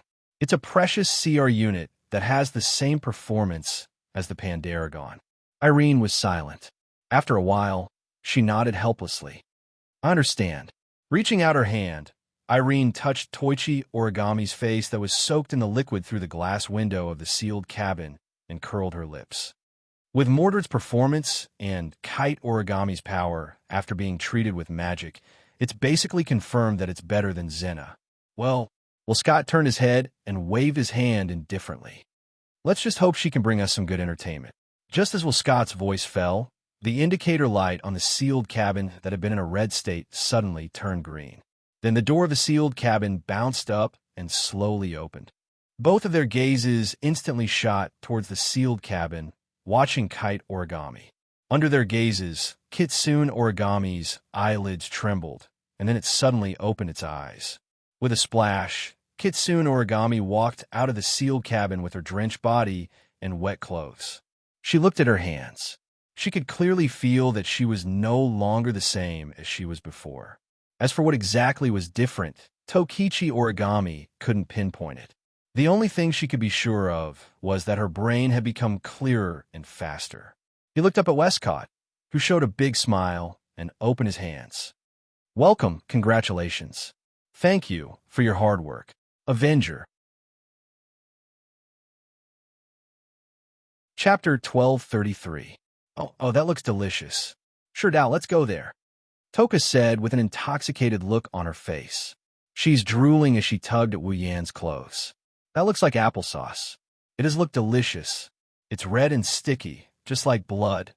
This was what Kurumi said as she showed a bloody smile and licked her lips while agreeing with 10 fragrance. Kurumi was also licking her lips with a slurp sound. That, I want to try. That thing called shaved ice. She looked like she was about to cry. Her face was red, and she didn't dare to look at Wu Yan. She kept holding on to Wu Yan's hand, and she didn't even dare to look at him. You're really children. You've been looking at the food and using extraordinary means to win back all the prizes at the game stalls. Isn't that the best way to show off your great skills? I agree. Although the food looks delicious, the food made by Master is definitely much more delicious than those vulgar stalls. At this time, enjoying the victory and defeat is the wisest choice. As expected of Yoshino, she can see through things so clearly. Refute. Yoshino is much more capable than Yoshino. After all, Yoshino was the one who suggested it first. This is what Yaguya and Yushin said to Wu Yan. Yushin and Yushin are standing behind Wu Yan like his bodyguards. They've been flattering each other for a while now. They're on good terms with each other. Well, no matter which side it is, I think it's great. As long as I can be with my dear, I have so many cute girls to accompany me. I am so happy. Meijio was wearing a mask on her face. She cupped her cheeks and pretended to be happy as she said this. It should be mentioned that these girls who were incessantly expressing their opinions were currently in a state of encirclement. They are surrounding Wu Yan. Except for the front, they are all surrounded. Thus, a group of extremely beautiful girls surrounded a boy in the middle. They are constantly fawning over him. On the street of the Heavenly Palace Square, the passionate display attracted a series of gazes that are even more passionate than the pictures. They are so passionate that they can burn people's skin. I don't know why. I suddenly feel like burning someone. I don't know why. I suddenly feel like lighting a fire.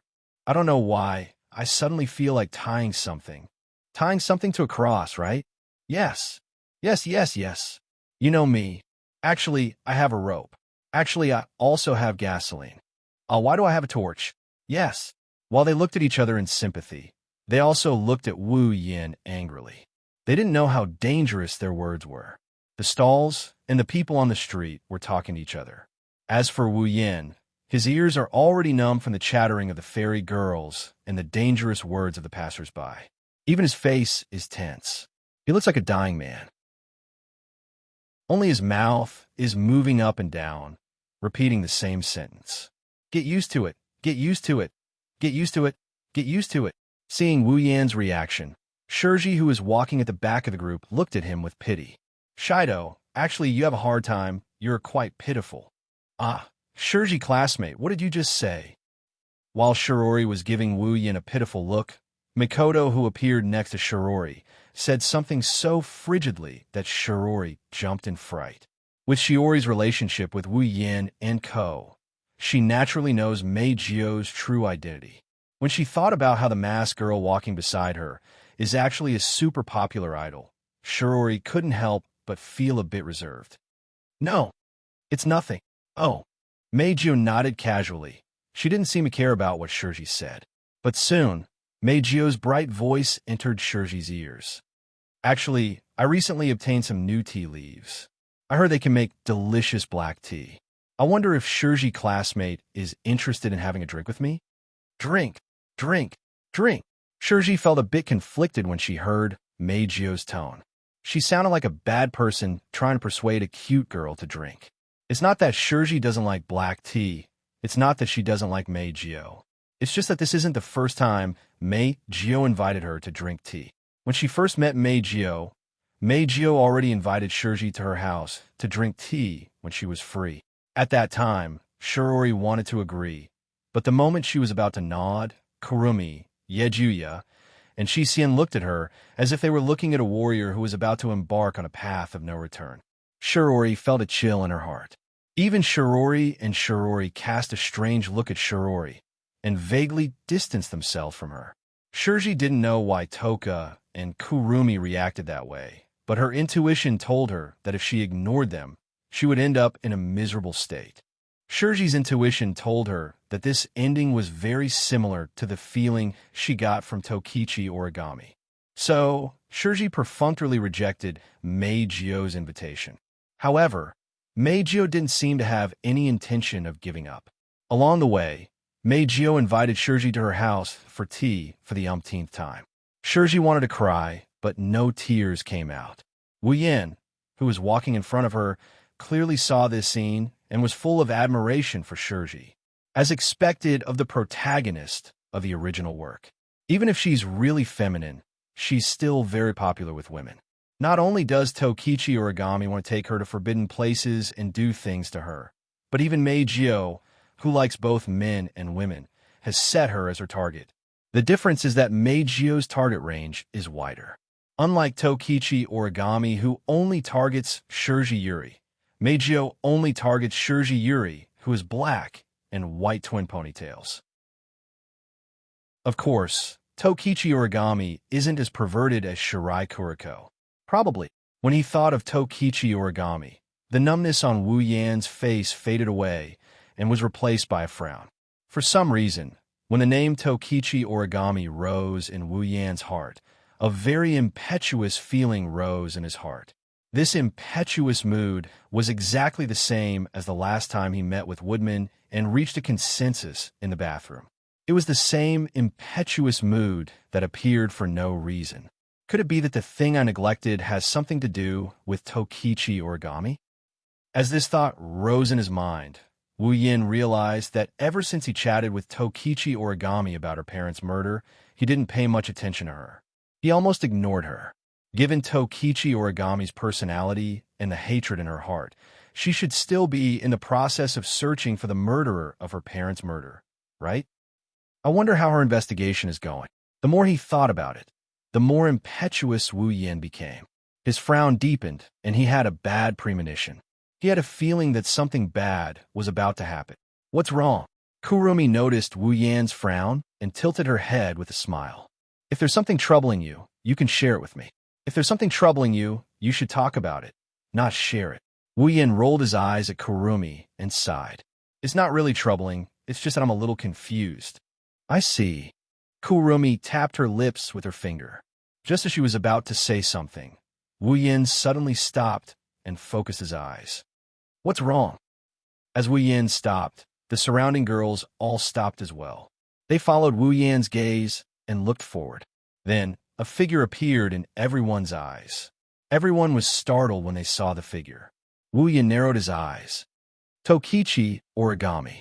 Maybe she heard Wu Yan's call. Tabichi Origami slowly lifted her head from the crowd.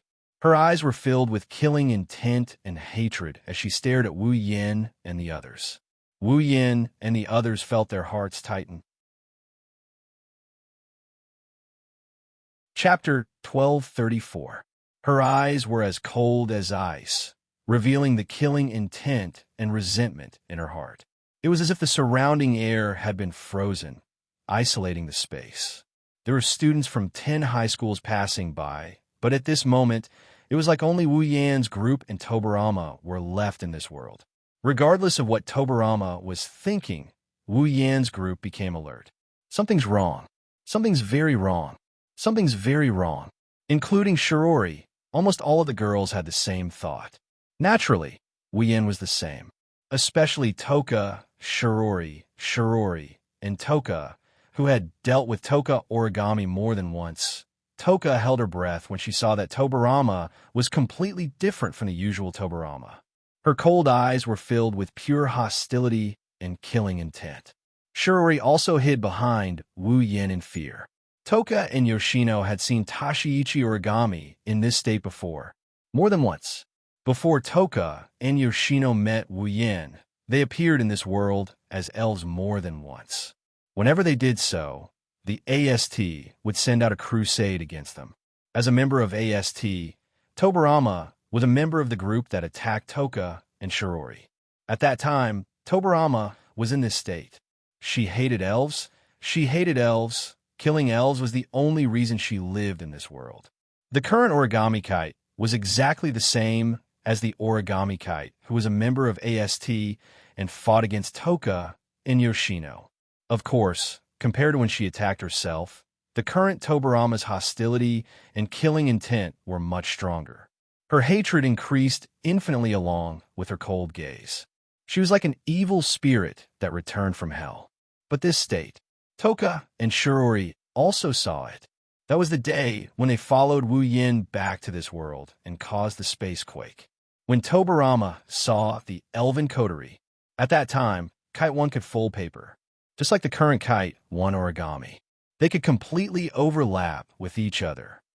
Almost instantly, Toka felt an instinctive hostility towards Toichi's origami form, and her body tensed up. If it wasn't for the fact that his spiritual energy was sealed, he might have even used his angel to prepare for battle. What do you want? Yes, origami classmate. Shirori also seemed to be a little panicked. Looking at Tabichi Origami, staring at Wu Yin, she quickly opened her mouth. If Shido did something wrong and made you angry, you can tell me directly. I can ask him to apologize to you. Apologize? Kitsune Origami's eyes widened in an instant. Then she roared in anger. How can an apology make me give up on revenge? Accompanied by the angry roar, a burst of faint light broke through the air from all directions and covered Kitsune Origami's body, rendering her into a dense light and gradually elongating. When the light and shadow dimmed, Kitsune Origami's appearance had completely changed. Her Lai-chan high school uniform had disappeared and was replaced by the tight, streamlined suit that must be worn when equipping the CR unit, and the strongest symbol of magician strength, the CR unit. However, different from the crude CR unit of the past, the CR unit on Kitsune Origami's body had changed greatly. The entire body was made of dark gray mechanical armor, covering Kitsune Origami's limbs and scattered parts. The shape was particularly sharp, and the shoulders and ribs were covered with wing-like armor. On Kitsune Origami's back, there was an X-shaped propulsion jet and a huge cannon-like armament on her waist. This was the CR unit on Kitsune Origami's body. What is that? On the street, the crowd who saw Kite's origami equipment with their own eyes could not help but widen their eyes. Their faces were filled with shock and bewilderment. This surreal scene had shocked all of them to the point that they were stunned on the spot. They had entered a state of stupefaction. Origami, classmate. Shirori was also shocked. Wu Yin, Kumi, Toka, Yoshino, Yagoya, Yushin, and Mikoto were all in disbelief when they saw Kitsune Origami's CR unit in front of everyone. When they noticed the appearance of the CR unit on her body, their disbelief was replaced by shock. This definitely wasn't something that Kitsune Origami's AST, standard CR unit, could compare to. Moreover, based on appearance alone, the CR unit on her body was very similar to another person's CR unit. The world's strongest magician, Irene, Mira, Messier, Kitsune Origami. Wu Yin stared at Kitsune Origami and said in a deep voice, "Could it be that you and Dim?" However, Kitsune Origami didn't wait for Wu Yin to finish his sentence. The CR unit on her body glowed with a bright green light. It rapidly expanded and hit everyone present. In an instant, all of the normal people present were covered by the Turt Tori, including Shirori. Before anyone could react, Kitsune Origami extended her right hand forward. The equipment on her waist quickly expanded and turned into a heavy cannon. She held it in her hand and pointed it at Wu Yin. Wu Yin's expression changed. He quickly undid the seals on all of the elf girls present. At the same time, Kitsune Origami pulled the trigger on the cannon in her hand without any hesitation. A dazzling light filled every corner of the area. A huge magical beam pierced through the air and slammed into Wu Yin at an unimaginable speed. Bang! A deafening explosion echoed throughout the square. Smoke and fire were stirred up. The powerful shock wave spread in all directions. All of the bystanders in the Turt Tori were sent flying, and all of the stalls were knocked down. It's not hard to imagine that if Kitsune Origami didn't cover the normal people present with her Turt Tori, that attack would have killed at least 20 to 30% of the people present. Looking at the smoke and fire that permeated the scene, the crowd who realized what kind of state they were in just now screamed in horror and fled in all directions, as if their lives depended on it. It was only after they had fled for a certain distance that the Turt Tori on them disappeared. What? What happened? That was a loud noise. Look over there. There's smoke. Could it be that there's a gas explosion somewhere? With this piercing scream as the source, the Heavenly Palace Square suddenly became a mess. The crowd, who did not know what was going on, looked in the direction of the smoke and fire in surprise. Some of the more curious ones even moved in this direction. In the center of the smoke and fire, there was a hole at least 2 meters deep and 5 meters wide. There was a straight line between the hole and Kitsune Origami, proving that what happened just now was not a dream. In the middle of the hole, Wu Yin reached out with one hand. There was some light smoke and magical fluctuations coming from it. Just now, he had used this hand to block Tokichi Origami's attack. On his other hand, Wu Yin is holding Shirori by the waist. Their surroundings are still rippling with the light of Turtori, domain of will. However, her face is also filled with fear. Seeing the uncontrollable fear on Shiori's face, Wu Yan's eyes flashed with anger. For Shirori, who didn't know what Turt Tori does, she was facing death just now. Wu Yan looked at Kitsune Origami. The anger in his eyes turned into coldness. Do you know what you've done? I don't need you to remind me. Kitsune Origami raised her heavy cannon and said with a cold tone. There was no confusion or hesitation in her voice. Everything will end if I kill you, including me. Chapter 12:35. Once I kill you, everything will end, including me. Hearing Tabichi Origami's cold and resolute tone, Wu Yin clicked his tongue in annoyance. His brain started working at high speed. Why did Kuda Origami become like this? Why did Kuda Origami hate him so much and even made a declaration of self-destruction? Why was Kuda Origami equipped with a CR unit similar to Irene's form? Why did Kyuchi Origami's strength seem to have increased so much that it was comparable to an elf? These 4 questions flashed through Wu Yan's mind. They mixed with the impulsive feeling from before and occupied all of his nerves. Looking at Kuda Origami's crazy appearance and recalling all the words it just said, Wu Yan had a vague guess. Sherdao, brother Sherdao, Lord husband, master, darling. In the air, the elven girls who had disappeared from their original spot descended one by one with cheers. They had all changed into colorful spiritual equipment of different styles. Toka even held her own angel in her hand, the greatsword Sandalfawn, and pointed it at Tokichi Origami from afar. Kuda Origami, how dare you hurt Sherdao? The elven girls also looked at Tokichi Origami with vigilance and anger in their eyes. You bastard, for harming my lord. You shall pay for your sins with your life. Angry, because your actions are enough to treat you as an enemy.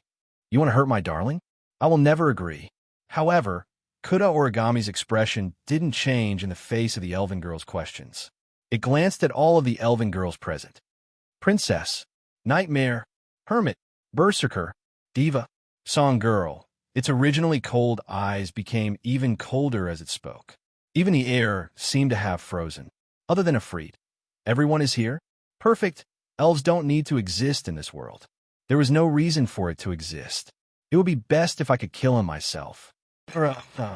Beside him, Kwang Sen covered her mouth and laughed. Her eyes were filled with cruelty. Did your confidence increase to this extent just because you got something from them? Do you think you can defeat us with that cold thing on your body? We have more than one elf on our side. They might not take turns to fight with you. Hearing this, Tokichi Origami lowered her head. After a moment of silence, he raised his head abruptly and stared intently at Wu Yin. A monstrous hatred immediately surged into her expressionless face. As long as I can kill you, it doesn't matter, you... Toka glared at Toichi Origami. Just as she was about to say something, Wu Yin stopped her. Wu Yin handed Shirori, who had fallen asleep at some point, to Toka. He also stared at Toka Origami and spoke to Toka and the others. Take good care of Shirori and the surroundings. Don't let ordinary people barge in, Shirori. Seeing the unconscious Shirori, Toka hurriedly hugged her. The anger in her eyes was replaced by worry. What happened to Shirori?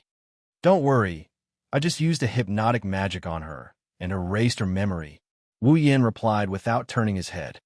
Kotori tried her best to keep Shirori out of the mess between the elves and magicians. It's best if Shirori doesn't know about what happened today. Also, the students who witnessed everything at the scene, a few of you, come out and ask Kotori to erase their memories. What about you? Meijio asked anxiously. Do you want to? There are some things I need to figure out. Wu Yin interrupted Meijio with a smile. You don't have to worry about me. I won't be in trouble. Kotori, on the other hand, I haven't been able to get in touch with her since the beginning. Her communication with Fraxinus seems to have been cut off. Something must have happened over there. Wu Yin narrowed his eyes. Even though I removed the seal on Kotori, I'm afraid she might be in trouble if she's alone. Split into two groups. One group will watch the surroundings and make sure no one barges in. The other group will go to Kotori and support her. Listening to Wu Yan's analysis, the elven girls exchanged glances and they nodded. Then, be careful, don't worry.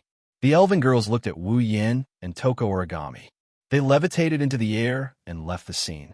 Toka Origami frowned. She didn't want the elven girls to leave. However, when she saw Wu Yan didn't leave, she focused on Wu Yan again. Her gloomy expression revealed the hatred in her heart. It's Suka. Shido. Wu Yan took a deep breath when he heard Toka Origami's resentful voice. He stepped forward and stared at her. It seems that your investigation during this period of time seems to have found something that even I didn't expect. Tabichi Origami's undisguised hatred, her murderous tone, and the seer unit on her body that is definitely the handiwork of the Dim are telling Wu Yan that things are about to get troublesome. Considering his understanding of Tabichi Origami and the fact that he always blurted out the word revenge, Wu Yan could more or less guess the cause of this. You think I'm the one who killed your parents? Think. Toka Origami bit her lips. She roared at Wu Yan with a hoarse voice. I don't think so. You killed my parents. I don't know how you came up with such a conclusion. I really want to clear my name, but looking at you right now, I don't think anything I say will change your mind. You won't listen to me anyway. Wu Yan slowly opened his eyes, and his expression slowly turned to one of relief. Forget it. Consider this your punishment for acting crazy in public. Let me take you down first. Take me down? Toka Origami was furious. Her expression turned colder and colder. Do you think I'm still the same old me? If you can do it, then give it a try. Then Tabichi Origami pointed her cannon at Wu Yan, and it started emitting mana waves. The mana waves turned into a beam of light that shot towards Wu Yan like a sword of light. Boom! Toka held Shirori in her arms and flew into the air with Kurumi, Shirori, Yakuya, Yushin, and Meijio. Looking at the rumbling sound and the bursts of smoke and fire coming from below, the girls were worried. Honey, you're alone. Are you okay? Meijio grabbed Yukino's hand. Do you really not need help? Don't worry. We don't need to worry about our husband's side. Kurumi, who was the only one who maintained a calm expression, calmly said to the girls, with our husband's strength, dealing with Origami Kite won't be a problem. Is that so? Toka frowned. I can feel that the current Origami Kite seems to have become a lot more powerful. No matter how strong he is, he can't beat husband. Kurumi shook her head. Just like husband said, instead of worrying about him, we should worry about other places first. Husband said we should split into two groups. One group is to protect the people in the Heavenly Palace Square. Don't let anyone get close. And the other group is to protect Coterie. That's right. Jian nodded. Master said that something happened to Coterie, and we have to go help her. Agreed. Yukino nodded. She looked at the others. But how should we split up? Kurumi pondered for a moment, then began to divide the elven girls among themselves. Meijio's ability is more suitable for controlling the situation. Toka is the strongest among us. Yukino, you three stay here. Yukino, and I'll go to Coterie. The group of elven girls also pondered for a moment before nodding their heads in agreement. Chapter 1236. In the sky above Tengu City, Fraxinus. Coterie was wearing a military uniform with a jacket draped over her shoulders. She finished her work and leaned back in her chair, exhausted. After pulling an all-nighter, Coterie finally finished sorting out the list of the display devices that were being manufactured and sent it back to Ratatosker's headquarters. Next, all he had to do was wait for the HQ to create the display device according to the order and arrangement on the list. Then, the main purpose of returning to this world would be achieved. Well, Coterie pouted and muttered. Let's hope that those fellows won't throw away their words like water and go back on their words at the last minute. They're the higher-ups. I don't think that's possible. Shino was playing chess with you while replying to Coterie in a bored tone. Even if it's a DEM, the promises made by the higher-ups still have to be fulfilled. Otherwise, it will definitely be very troublesome if the subordinates lose confidence in themselves. After all, the higher-ups are not all standing on the same line. If that's the case, the round table should be the same, right? You took advantage of the time Shina was talking to take down a chess piece. Otherwise, the commander wouldn't look like he just swallowed a fly every time he contacted them. I don't care what the headquarters say.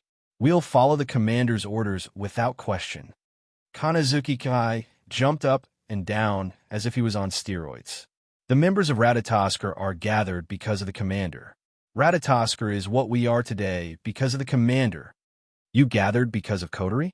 Jinna couldn't help but look at Coterie, who was holding the jewel in her mouth, and asked in surprise. Did Coterie create Ratatosker all by herself? Nah, that's not it. Rain answered Shina with dark circles under her eyes. Every member of the round table participated in the creation of Ratatosker, but everyone in Ratatosker is a fan of Coterie. Without Coterie, Ratatosker wouldn't exist. I see. Shina nodded in realization. She sighed. She's so popular. Coterie has her own aura. Many people like her. Ling Yin replied before looking at Yiyu. But didn't you transfer from the headquarters to support Coterie's brother? Is it okay for you to talk bad about the higher-ups from the headquarters? No problem. No problem. You waved her hand at Rain without looking away from the chessboard. Compared to the headquarters, I prefer Ratatosker. I agreed to the transfer because I couldn't stand some of the things happening in the headquarters. I like Ratatosker. The leader's not only strong, but he's also very friendly. Moreover, his affinity is very high. I am very willing to follow him. If you want me to go back now, I might not go back. No matter which organization it is, and no matter whether their intentions are good or bad, as long as they have a bit of power, infighting is inevitable, Zhen Na said in a mature tone. I didn't expect you to be a member of the headquarters, you. When the higher-ups heard that there's a person in Ratatosker who possesses a magical item that can seal the spiritual power of elves and has a power that's comparable to the elves, they all came up with a wicked idea. Not only did they ask me to help, but they also asked me to keep an eye on him. Night Moon did not hide anything and directly betrayed her former superiors. Now, I don't contact them anymore. They've probably forgotten about me. I wish they would forget about me. Coterie pursed her lips again on the platform. They've been coming here all day to ask about the sealed elves' current situation, yet they never ask about the seals. Instead, they're constantly asking questions about the elves' powers and conditions before the seals, and they even want to invite the elves to meet them. Do they think that no one knows what they're doing? I must tell on them at the round table conference next time. Radatasker's members laughed kindly when they heard Coteries' complaint. At this moment, a red warning light flashed on the big screen in the command room, and a sharp alarm echoed throughout the command room. What's going on? Coterie furrowed her brows. What's going on? Commander. A member of Ratatosker tapped on the keyboard of the instrument in front of him swiftly and reported in astonishment. There's a powerful magic reaction near the fairies in the Sky Palace Square. There's a magic reaction near the fairies. Everyone present was shocked. They stopped what they were doing and stood up. Coterie hurriedly gave the order. Show me the captured images. Yes, Commander. Suddenly, there was a sound of typing on the keyboard in the command room. As the sound rang out, the big screen in the command room instantly reflected the scene in the Heavenly Palace Square. Then the crowd saw something. In a corner of the Heavenly Palace Square, thick flames and smoke were rising, and explosions were happening one after another, one by one. People ran out of the Heavenly Palace Square in a panic. It was a mess. At the corner of the battlefield, Tabichi Origami, who was wearing Pandaragon's sister mech, Mordred, fired her cannons at Wu Yin, who was holding up a magic barrier. Tabichi Origami. Coterie looked at the screen in shock. Why is she equipped with that thing? Why is she attacking Oni-chan? Is that really AST's Tabichi Origami? Ling Yin exclaimed as she looked at the numbers displayed on the screen below the commander's desk. What a shocking number. It's on a completely different level from what she's shown so far. It's even higher than Shinna's. Toichi Origami. Shinna frowned and stared at Toichi Origami's figure on the big screen. To be more precise, he was staring at this CR unit on Toichi Origami's body. He lowered his voice. Why is she equipped with Dem CR unit? Dem. Everyone in the command room was shocked again. Coterie's expression also turned ugly. Is that the CR unit for Dem? Of course. I would never mistake a Dem CR unit for something like that. Shinna nodded. Although I've never seen the type of CR unit on Tokichi Origami's body, Irene? Mira? Mether's special CR unit is very similar to this one. It's definitely the work of the Dem. That's right. We have nothing to do with Origami Kyuichi. Her excellent CR unit is not something that AST can provide. Other than the Dem providing it, there is no other possibility. But why did she attack Brother? Coterie couldn't figure out the reason. She shook her head and didn't care about it anymore. She didn't know what happened between Dem and Tabichi Origami. She also didn't know what happened between Tabichi Origami and her Oni-chan. However, she was fighting Oni-chan.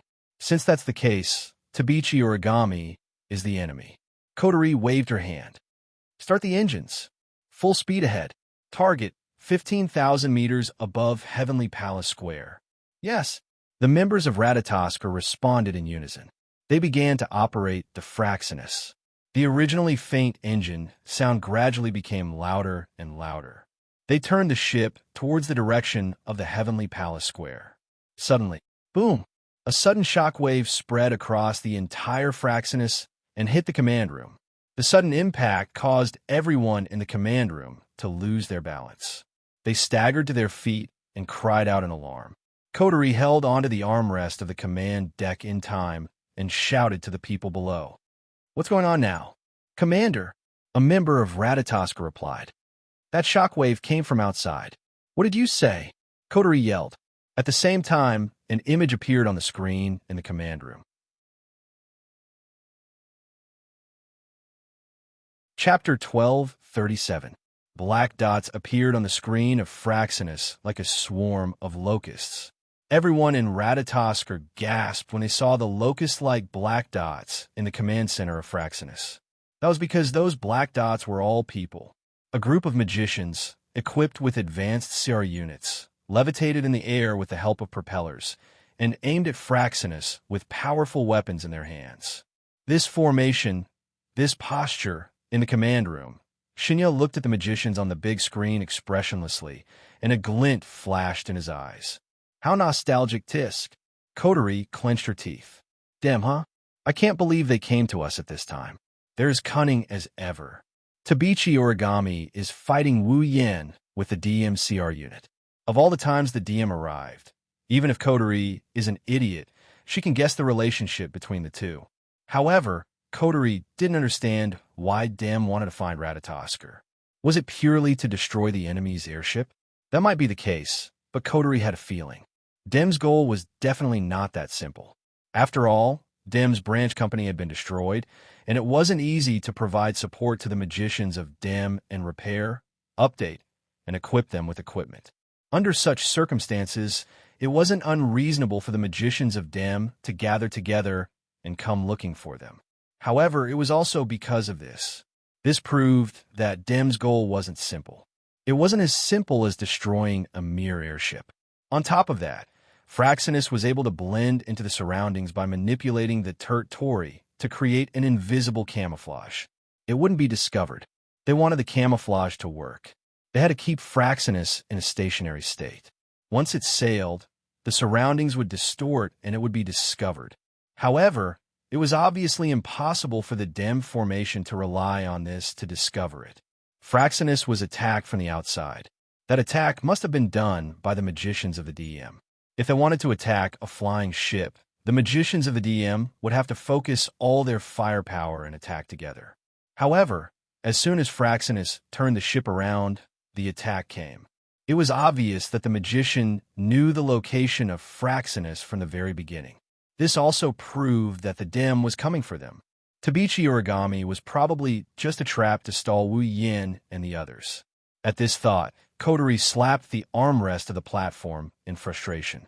At this moment, a series of sirens sounded in the command room, which almost ignited her anger. What's going on this time? This. A member of Ratatoskr who was in charge of alarms smiled bitterly. There's a message. It's a message from Dem. A message? Shina, Yiyue, and the others immediately turned to Coterie. Coterie also frowned in surprise and waved her hand. Connected. Yes, ma'am.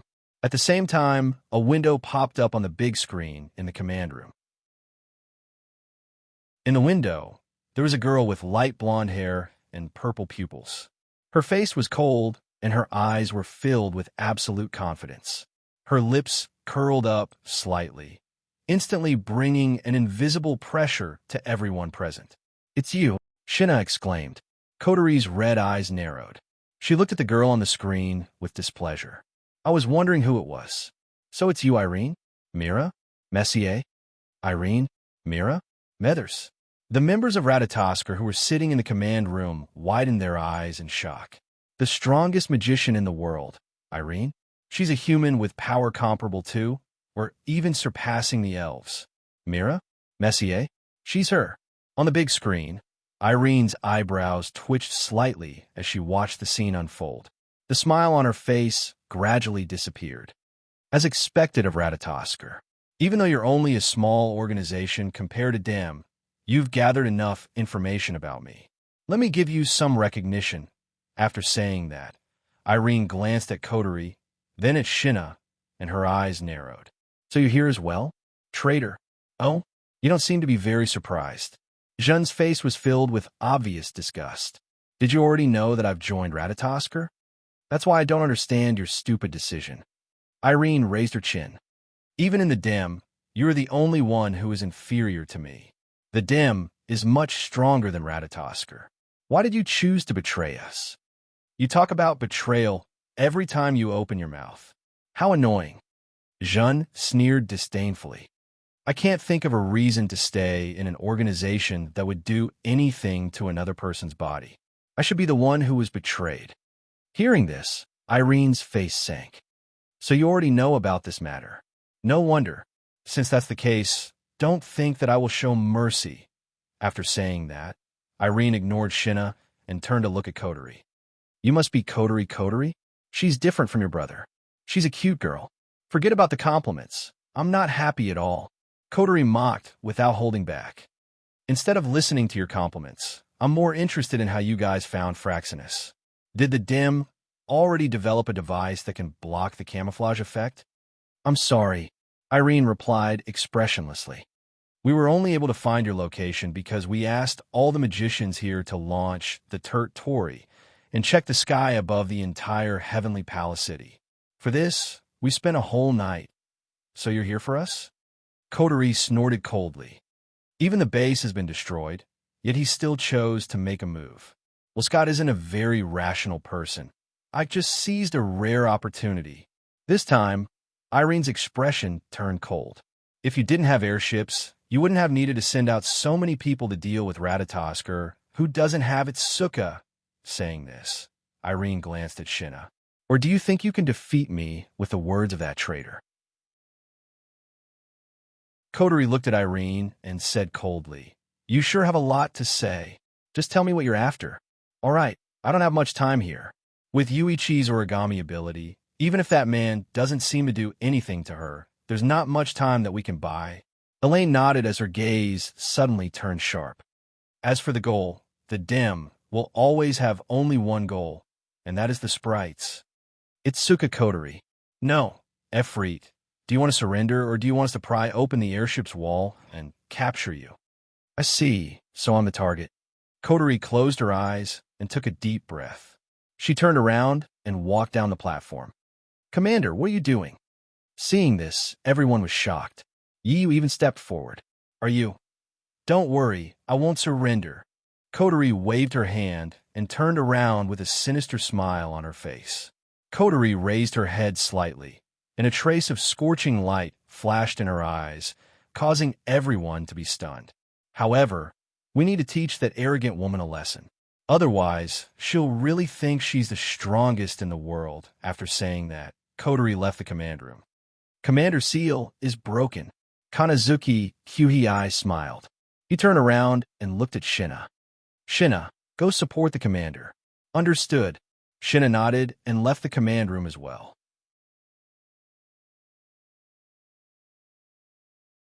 Chapter 1238. In the air, Irene, who was floating in front of all the damn magicians, suddenly raised her head and looked forward. There, a stream of light formed from flames suddenly flashed out from the void. It was like a meteor as it streaked across a smooth trajectory. Soon after, it came to a stop. When the flame dimmed, a figure standing on flames had already appeared in front of everyone's eyes. Seeing this, the magicians of Dim all raised the guns in their hands and aimed. Irene also tightened her grip on the laser lightsaber in her hand, and her purple eyes flickered slightly. You finally showed up? Efreet. Coterie lifted her head and swept a glance at the large group of magicians. She scoffed in a mocking tone. As expected of the Dim, they're taking full advantage of their numbers. Although I don't want to. Irene's face was emotionless. She wasn't affected by Coterie's provocation. But in order to complete the mission, Ike has also given the order. I will not go against it. Besides, if I don't seize the time to capture you, when your brother returns, it will be very troublesome on my side. Is that so? Coterie pursed her lips. If that's the case, why don't you send your Bandersnatch as well? We have no choice. Irene looked at Coterie coldly. The branch was destroyed by some infuriating elves. The Bandersnatch was destroyed as well. Without the facilities, we can't replenish the Bandersnatch, so we have to do it ourselves. Oh, Coterie chuckled. That's really good news, Coterie. A streak of light appeared out of nowhere and stopped next to Coterie. She was wearing a thick seer unit that was completely different from the Dim, and she was looking straight ahead. The vice commander sent me to support you. Take care of those small fries. Coterie gave the order without hesitation. As for the strongest magician in the world, leave him to me. This. Shinna hesitated for a moment before nodding his head. His expression turned serious. You have to be careful. You might be an elf, but that woman isn't easy to deal with. You might. Don't worry. Coterie nodded. Is the battle conference over? We don't have much time left. Irene narrowed her eyes and raised her hand. Everyone, attack. Yes, ma'am. The magicians from Dam responded. At the same time, Jannat also rushed out. In an instant, he was like a ferocious tiger that had entered a flock of sheep. Amidst the flames and cannon fire, he knocked down the magicians one by one. The Dem magicians were no match for Shinna. It was impossible for them to be Jean Na's opponent. At best, they only had the advantage in numbers. Looks like our magicians are better. Coterie raised an eyebrow. If you don't help, You might get wiped out. It's fine. Irene picked up the laser lightsaber and replied concisely. From the very beginning, I didn't count them as part of my combat strength. To capture you, I alone am enough, Coterie chuckled. She narrowed her eyes, and a ball of fire erupted from her body, burning her clothes to ashes. Divine spiritual equipment? 5 times Elohimji wave R. Just like a phoenix spreading its wings, Coterie waved her hands, and an ethereal kimono appeared around her and covered her entire body. The sleeves of the kimono were burning with flames, and her twin ponytails had turned into long hair. A pair of horns adorned the top of her head, making her look both beautiful and domineering. Burning Demon Destroyer Camel. A gigantic flaming axe appeared from the flames and landed in Coterie's hand. Coterie raised the axe that was taller than her and pointed it at Irene. Flames flashed in her red eyes. I have to say, you're unlucky. Irene? Mira? Mercer? Irene's expression changed. She asked in a deep voice, what's the meaning of this? You're recognized as the strongest in the world, yet you lost to my older brother on Hemi Island. Coterie looked at Irene with a cruel smile. I also lost to Natsuki when I was trying to capture Meiji. During the attack and defense battle at the DM Branch Company, I had to flee because my brother and Natsuki were present. This can no longer be described as unlucky, but pitiful. A hint of haze flashed past Irene's brows, and a cold expression appeared in her eyes. If you're trying to make me change my mind, you're going to be disappointed. No, you're wrong. Coterie lowered her head and looked up. I just want to say, you're unlucky right now. After all, unlike my brother and Natsuki, even if I can control my spiritual energy and stop myself from going berserk, I still don't know how to show mercy. As soon as she said that, boom, an explosive sound suddenly sounded, accompanied by a violent flame that exploded over the entire Heavenly Palace city. The flame under Coterie's feet was directly crushed by her foot, and she turned into a flame meteor that flashed above Irene in the blink of an eye. What? Irene's calm expression changed. She looked up and saw Coterie's cruel smile. Her pupils shrunk, and she quickly raised her laser sword. At the same time, Coterie's eyes flashed with a terrifying light, and she swung her axe down. Boom! In the sky, a monstrous curtain of fire exploded like a waterfall. It was like a large red lotus that was blooming. Together with a deafening roar, it broke through the clouds and swept out in all directions with strong waves of wind and fire. The curtain of fire spread at an extremely fast speed, and it didn't take long for it to expand to a range of a few hundred meters. Below the curtain of fire, a charred figure with light, smoke all over his body, wrapped in a circular green protective shield, flew out from it. His figure was in an extremely sorry state.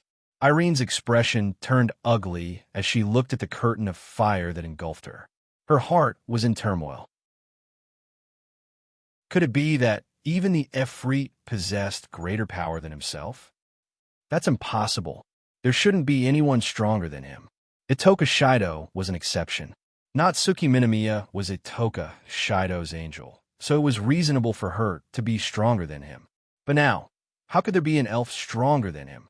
Irene recalled what Wu Yin said to her after her battle with Wu Yin on Haimai Island. Perhaps you were once the strongest in the world. But now, in this world, although there are less than 5 existences who can defeat you, there are indeed some who can. You are no longer the strongest in the world. Irene's heart shuddered at this thought, and her expression turned even uglier. Damn it! As she flew downwards, she stretched out her hand. The next moment, a heavy cannon extended from under her armpit and was held in her hand. Pierce through, Irene yelled, and a beam of pure mana shot out like a sword of light. It destroyed the curtain of fire in the sky and shot towards Coterie.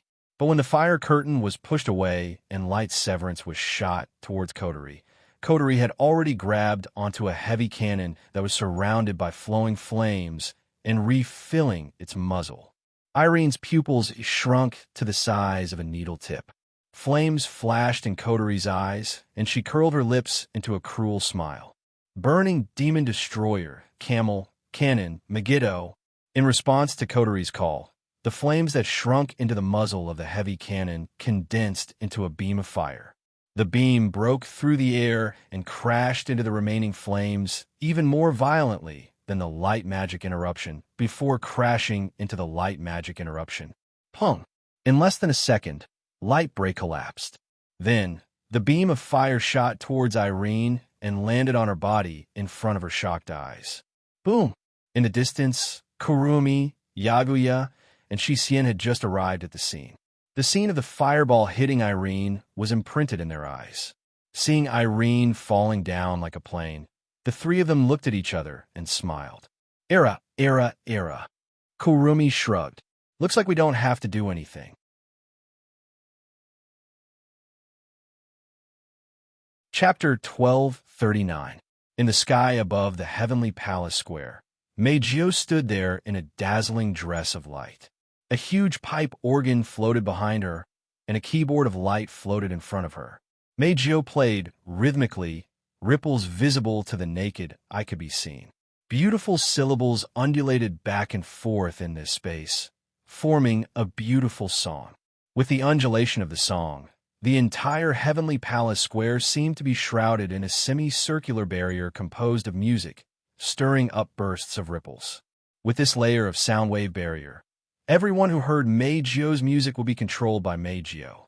They would leave the heavenly palace square directly according to Meijio's order of do not approach. After they were a certain distance away, they would return to normal and forget what happened in the heavenly palace square.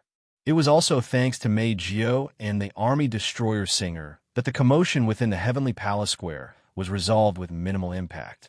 The people within the heavenly palace square were all dispersed without a single injury, and even the AST that had sensed the psychic ripples and moved out had been struck by Meijio's ability and obediently returned.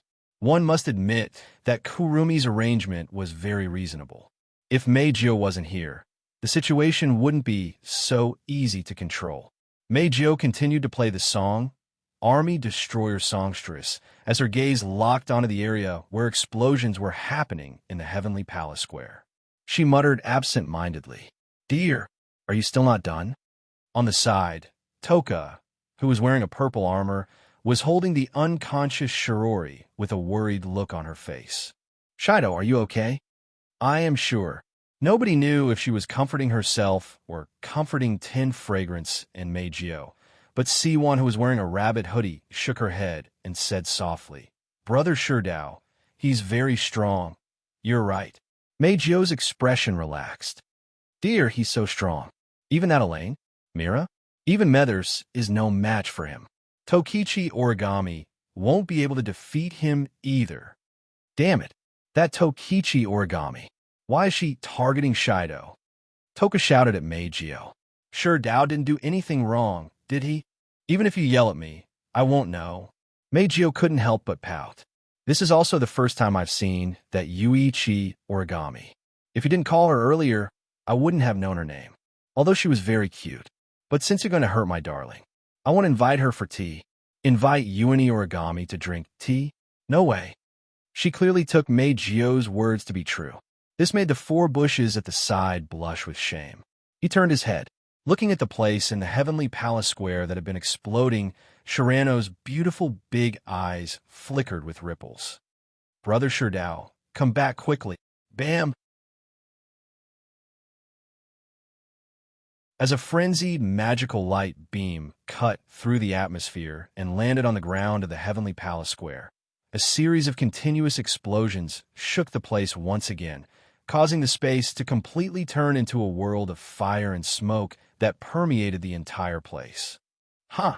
Yuichi Origami shrunk her Terra Tori to the size of her body and grabbed the heavy cannon in her hand. Then, a laser blade extended from the front of the cannon and was raised by Yuichi Origami. She raised it high above her head and swung it down at Wu Yin in front of her. Looking at the sharp sonic boom coming towards him, Wu Yin frowned slightly. He suddenly stretched out his hand, and a trace of magical energy surged out from it. Ding! In the crisp sound, Wu Yin used two fingers that contained magical energy to catch Yuichi Origami's laser blade. He ignored the intense sparks on the blade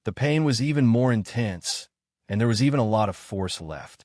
The slender Yuichi origami was sent flying, and she hit the side of the simulation shop stall. Bang! The third muffled sound was the sound of Yuichi origami's body hitting a hard object. She fell to the ground behind and was covered by the wreckage of the stall. The reality destroyed Yuichi origami's confidence, a very cruel reality.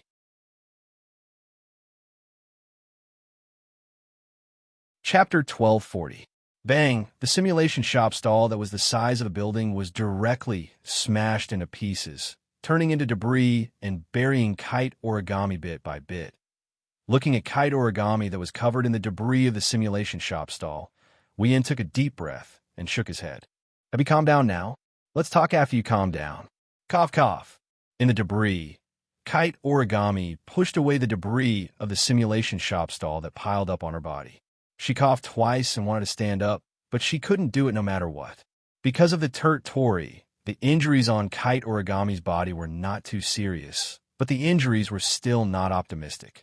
From beginning to end, Wien only made 2 moves. However, in those 2 moves, the first blow shattered the Tori on Kite origami's body, broke her defense, and caused her some damage. The second blow landed directly on her body without holding back, seriously injuring Kite origami. Even if Wien deliberately held back and only used brute force, Wu Yan's physical strength was originally very strong.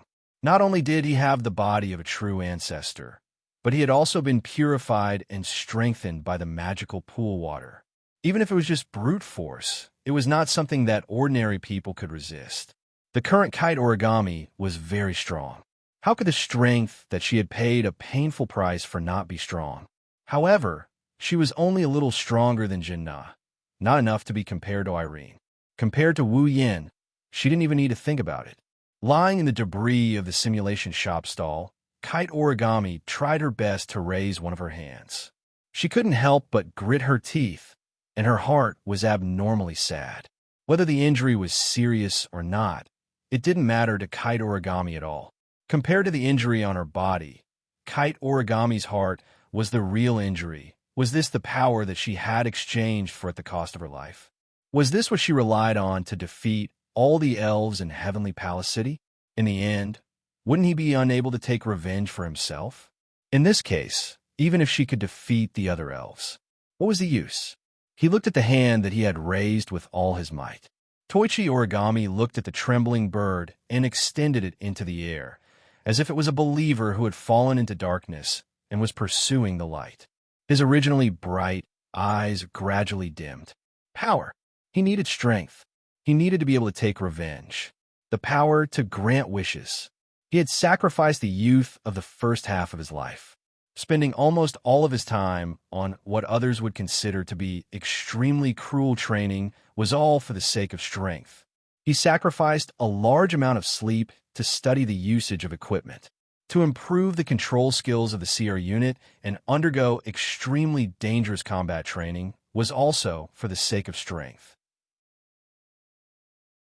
For the sake of power, Tokichi origami had put everything he had into it. Now, she had even given up her life and dignity. She had even shown her inhuman side in front of the most important person in her heart. The power she had obtained was like this, the power he gained after sacrificing everything. In the end, he still couldn't defeat Wu Yin. He couldn't defeat his nemesis. In that case, what was the point of living in this world? Why am I alive? Tokichi origami looked at the sky in despair. She lowered her hand and kept muttering, "Power, I need power, the power to take revenge, the power to grant wishes, power, power." Repeating the word power, Tokichi origami's eyelids became heavier and heavier. She slowly closed her eyes. "You said you want power?" Just as origami Kitsune was about to lose consciousness and fall into darkness, an inconceivable, unidentifiable male or female voice, like a very unique noise, rang out.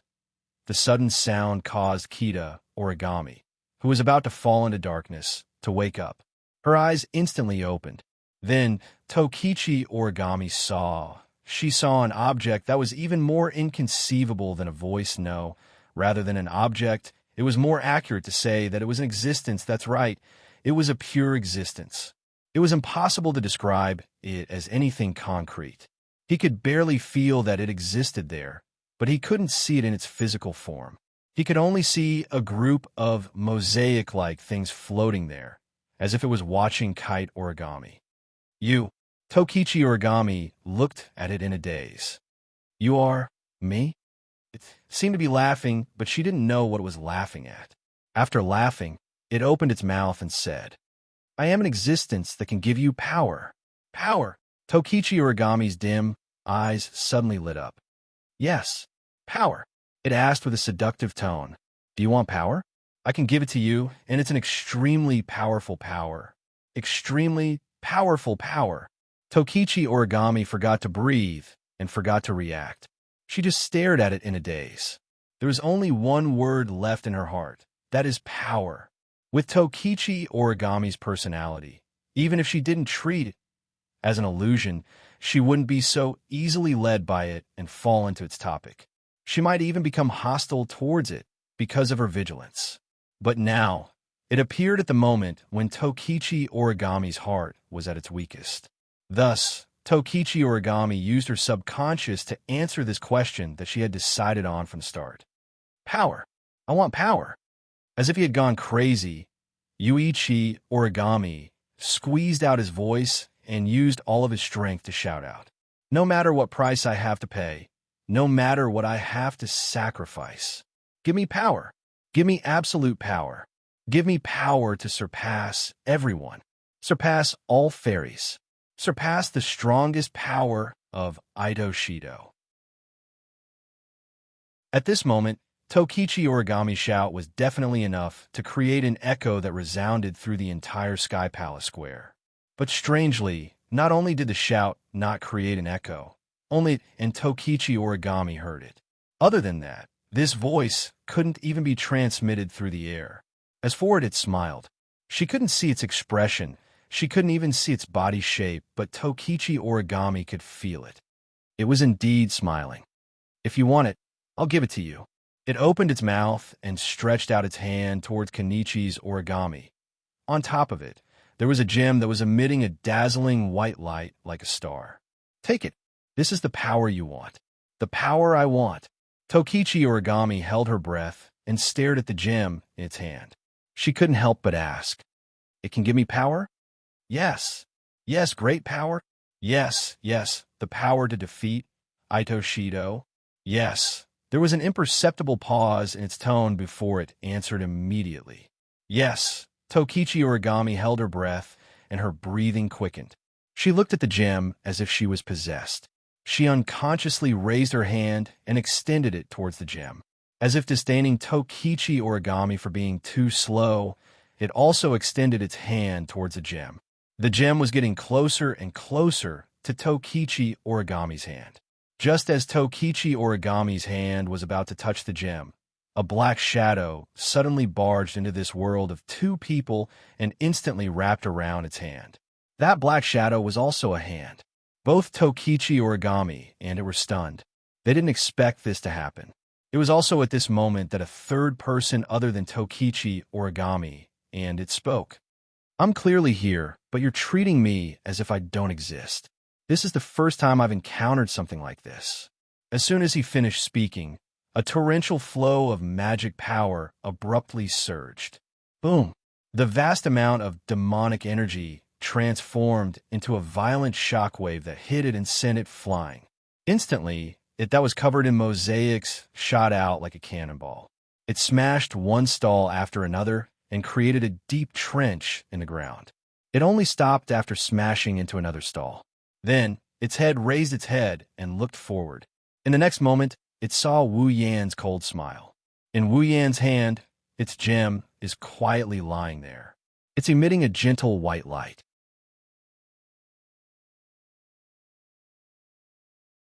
Chapter 1241.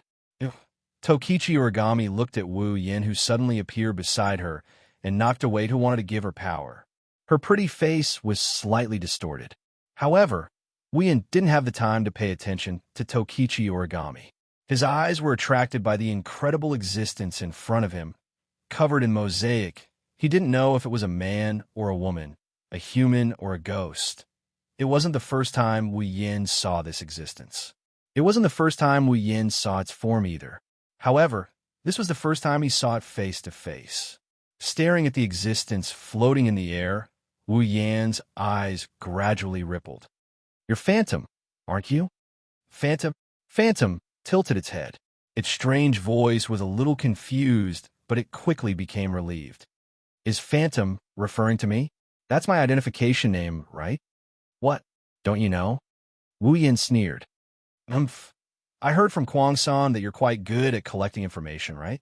You don't even know that you've been given such an identification name?" "I really don't know." Phantom's voice didn't fluctuate at all. "I usually don't take the initiative to collect this kind of insignificant information." "Oh, it seems that even if you're moving in the dark, it's not much easier than moving in the open." "At least, I don't have the time to relax," Phantom said word by word in an indiscernible voice. Wu Yin could feel it clearly. Different from the casual conversation, the other party's eyes were also staring at him. Although there was no vigilance in its eyes, it definitely wasn't relaxed either. Come to think of it, if Wu Yin does anything to harm it, Phantom would definitely run away without hesitation, wouldn't she? This was an existence that was destined to live in the dark. In an instant, Wu Yin gave Phantom such a position in his heart. Because of this, he didn't want to force it to stay and ask for some inside information.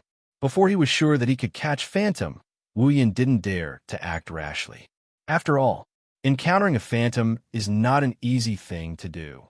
"I have a question," Phantom suddenly said. "How did you find me?" Hearing this, Wu Yin raised an eyebrow and said with a smile, "You're talking to Tokichi Origami in front of me, and you're asking me how I found you? There's a spirit barrier around me." Phantom ignored Wu Yan's perfunctory answer and explained. "This spirit barrier, not only can it help me hide my appearance and voice, but it can also weaken my presence under my control. Although your strength is very strong, I believe that if you don't pay special attention, you shouldn't be able to discover me, right?" Spirit barrier? Wu Yan didn't answer the question about Phantom. Instead, he focused on the word phantom. Then, he looked at Phantom with a meaningful gaze. "Since it's a spirit barrier, then you should be an elf, right?" Phantom was silent for a moment before nodding. "I am indeed an elf who has been looking for companions. No, an elf who creates companions. Creating companions." Wu Yan narrowed his eyes. "Why? I can't answer this question," Phantom replied. "Although I can't answer your question, I hope you can answer mine. This is so unfair." Wu Yan pursed his lips. He glanced at Tabichi Origami, who was glaring at him, and he continued. "Indeed, I didn't pay special attention to you. I didn't notice your arrival without any hostility or attack. But don't forget, you started talking to Tabichi Origami the moment you showed up." Wu Yan shrugged. "Although I didn't notice your existence, the injured origami kite started a conversation out of nowhere. She must be talking to herself, or she must have a partner. With her personality, I don't think that talking to herself could make her so excited, so you noticed a third party and paid special attention to it. That's how you noticed me, right?" Phantom continued Wu Yan's words and muttered, "I see. I was careless and didn't take the child's actions into consideration. That's the gist of it." Wu Yan leaned to the side and stared at Phantom. "Then, it's time for you to answer my question, right?" "Question?" Phantom repeated Wu Yan's words. "Why did I create elves?" "Actually, I have a lot more questions I want to ask you." Wu Yan sighed. "But for now, let's just ask this, then I'm sorry, but my answer is still the same. I can't answer your question." Phantom answered without hesitation. "I can only say that I have my own goal and wish." "Wish?" Wu Yan's gaze turned dangerous. "Then, will your so-called wish harm the elves?" Phantom was speechless. After a long while, she finally replied with this sentence. "I'm not sure if it will harm the elves, but I'm sure I have no hostility towards them." Wu Yan didn't say a word as he stared at Phantom. Phantom didn't speak either. No one could see what it was doing, but Wu Yan could feel it looking at him. Their eyes met, and the atmosphere became tense. Maybe it's getting impatient. Phantom shifted its gaze to Wu Yan's hand. To be more precise, it's looking at the gem that Wu Yan snatched from it. It spoke in a serious tone. That seems to belong to me. Belong to you? Wu Yan tossed the gemstone in his hand, and he chuckled mischievously. Are you talking about this spirit crystal? Didn't you want to give it away? Why is it still yours? That's right. That's right. Phantom didn't try to hide it. If you can give it to that child, I'll be happy. Well, I don't object. Wu Yan looked at Origami again. When he saw the hatred and killing intent in her eyes, he smiled bitterly. I don't object, but if I give it to her now, I'll be in big trouble. Sorry. Are you saying you want to take it by force? Phantom's tone turned hostile as well. I'll be troubled if you do this. Why didn't you consider my troubles when you wanted to turn Origami into an elf? Wu Yan didn't look too happy about it. Didn't you give away a lot of spirit crystals? Give this one to me then. With your strength, you still need a spirit crystal? I don't need it. Just because I don't need it doesn't mean others don't need it. Wu Yan said, I'm giving it away anyway. I can choose who I want. Phantom was speechless. I guess that's the only way. You're saying you agree? Wu Yan laughed. Thank you so much for your generosity. I just don't have the confidence to take it from you. Phantom turned around. However, you have to remember that there's a limit to the use of the spirit crystal. The more compatible the attribute of the spirit crystal is with the target, the more powerful the elven power will be after the elven transformation. Kite Origami is definitely a rare and suitable target for this spirit crystal. If you've solved your problem, I hope you'll still give the spirit crystal to her. After all, I also want to see the birth of a powerful spirit. Phantom turned around and looked at Wu Yan. You have great power. Even I fear you. I don't know what kind of existence you are, but I don't want to be your enemy. You have a special relationship with the elves. Even that child Kurumi was moved by you. The elves that gathered around you all seem to have changed. To be honest, I'm very surprised. Of course, I don't know if this change is good or bad. So let me observe for a while. I hope we won't become enemies in the future. Phantom's body started to fade away. When the last sentence was said, Phantom completely disappeared without a trace. Wu Yan watched Phantom disappear in silence.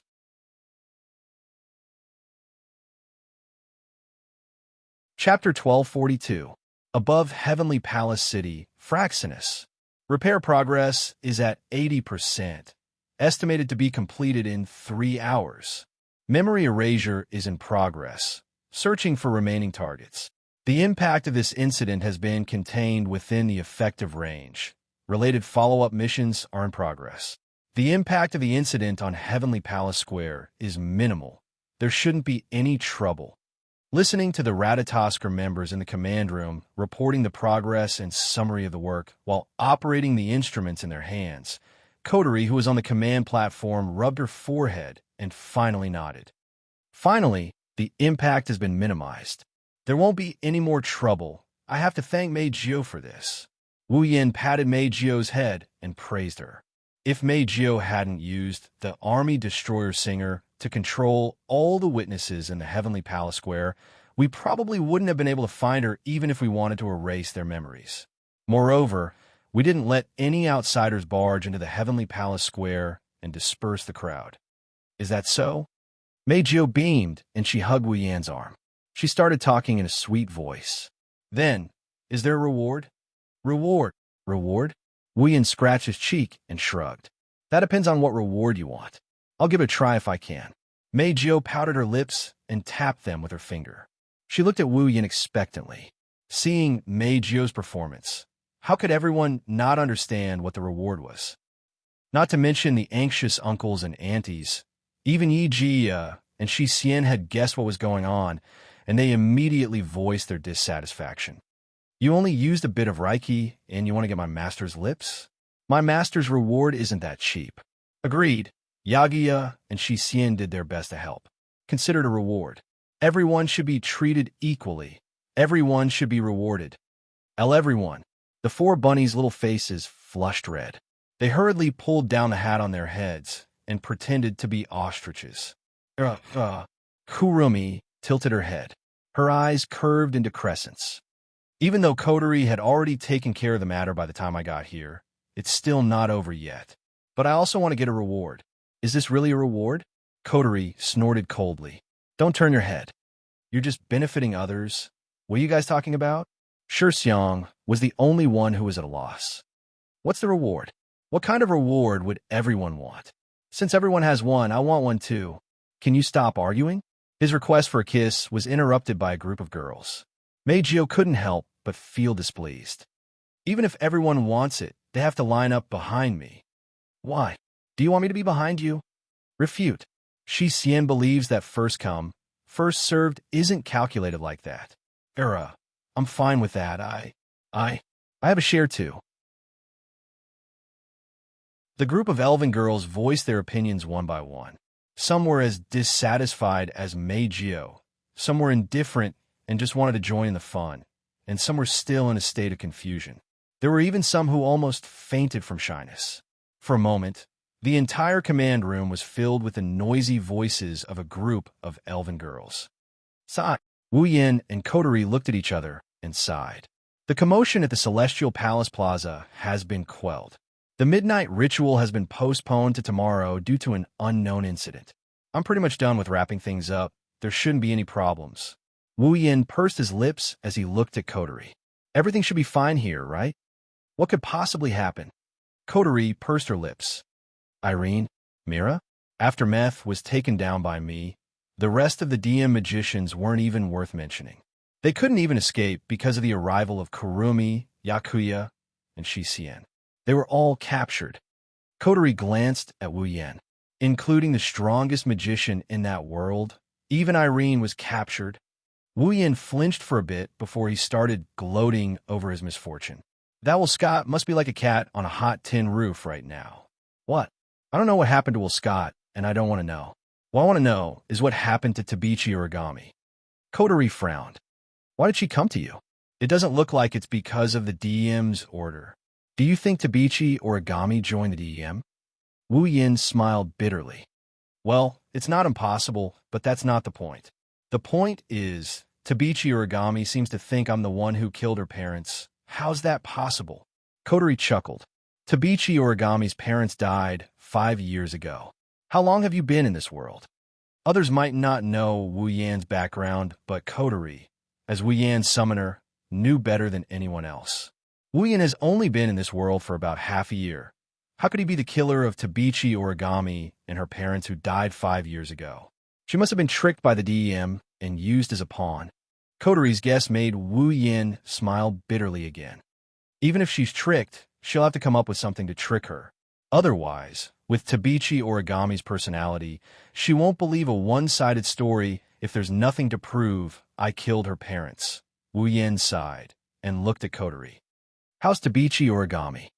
She's still recovering, Coterie replied nonchalantly. She's been disarmed and imprisoned. If you want to ask her anything, you'll have to wait until she recovers. I see. Wu Yin nodded and he raised one of his hands. On top of it, there was a gem that was emitting a bright white light lying there. This is the spirit crystal you stole from Phantom? Coterie looked at the spirit crystal in Wu Yan's hand with a serious expression. Another new spirit crystal. How many people is that Phantom going to turn into elves? Who knows? Wu Yin shook his head and shook the spirit crystal in his hand. It said it has its own wish. It wants to see the birth of a powerful spirit. I don't know why. Then why did you let it escape? Coterie glared at Wu Yin. Her eyes were filled with anger. If we can capture Phantom, we'll definitely gain a lot. We don't even know what ability it has or how strong it is. Why would we attack it? Wu Yin rolled his eyes at Coterie. Although I didn't sense any danger from Phantom, even I couldn't tell how it disappeared in the end. If I try to catch it, not only will I fail to catch it, I might not even be able to get this bit of information. Wouldn't that be even less worth it? You're right. Coterie's face was filled with disbelief. But it wasn't easy to find a Phantom, but we can't get any useful information. Wouldn't that be a waste of time? Who said so? At least we know Phantom has her own goals, and to achieve that goal, she needs to create strong spirits. Wu Yin narrowed his eyes as he raised the spirit crystal in his hand. This spirit crystal itself is also a reward. Also, Phantom mentioned that the strength of the target's sprite will be determined based on their compatibility with the spirit crystal. This is also a piece of information. Wu Yin looked at Coterie, who still can't get over it. He knocked her on the head with an amused expression. Phantom won't be our enemy for the time being, so let's put it aside for the time being. All right, Coterie nodded helplessly. We'll talk about this spirit crystal later. Now, Tabichi Origami is receiving treatment. I'm going to see Irene. Mira, what about you, Methers? Me? Wu Yin raised an eyebrow and smiled. Of course we're going together.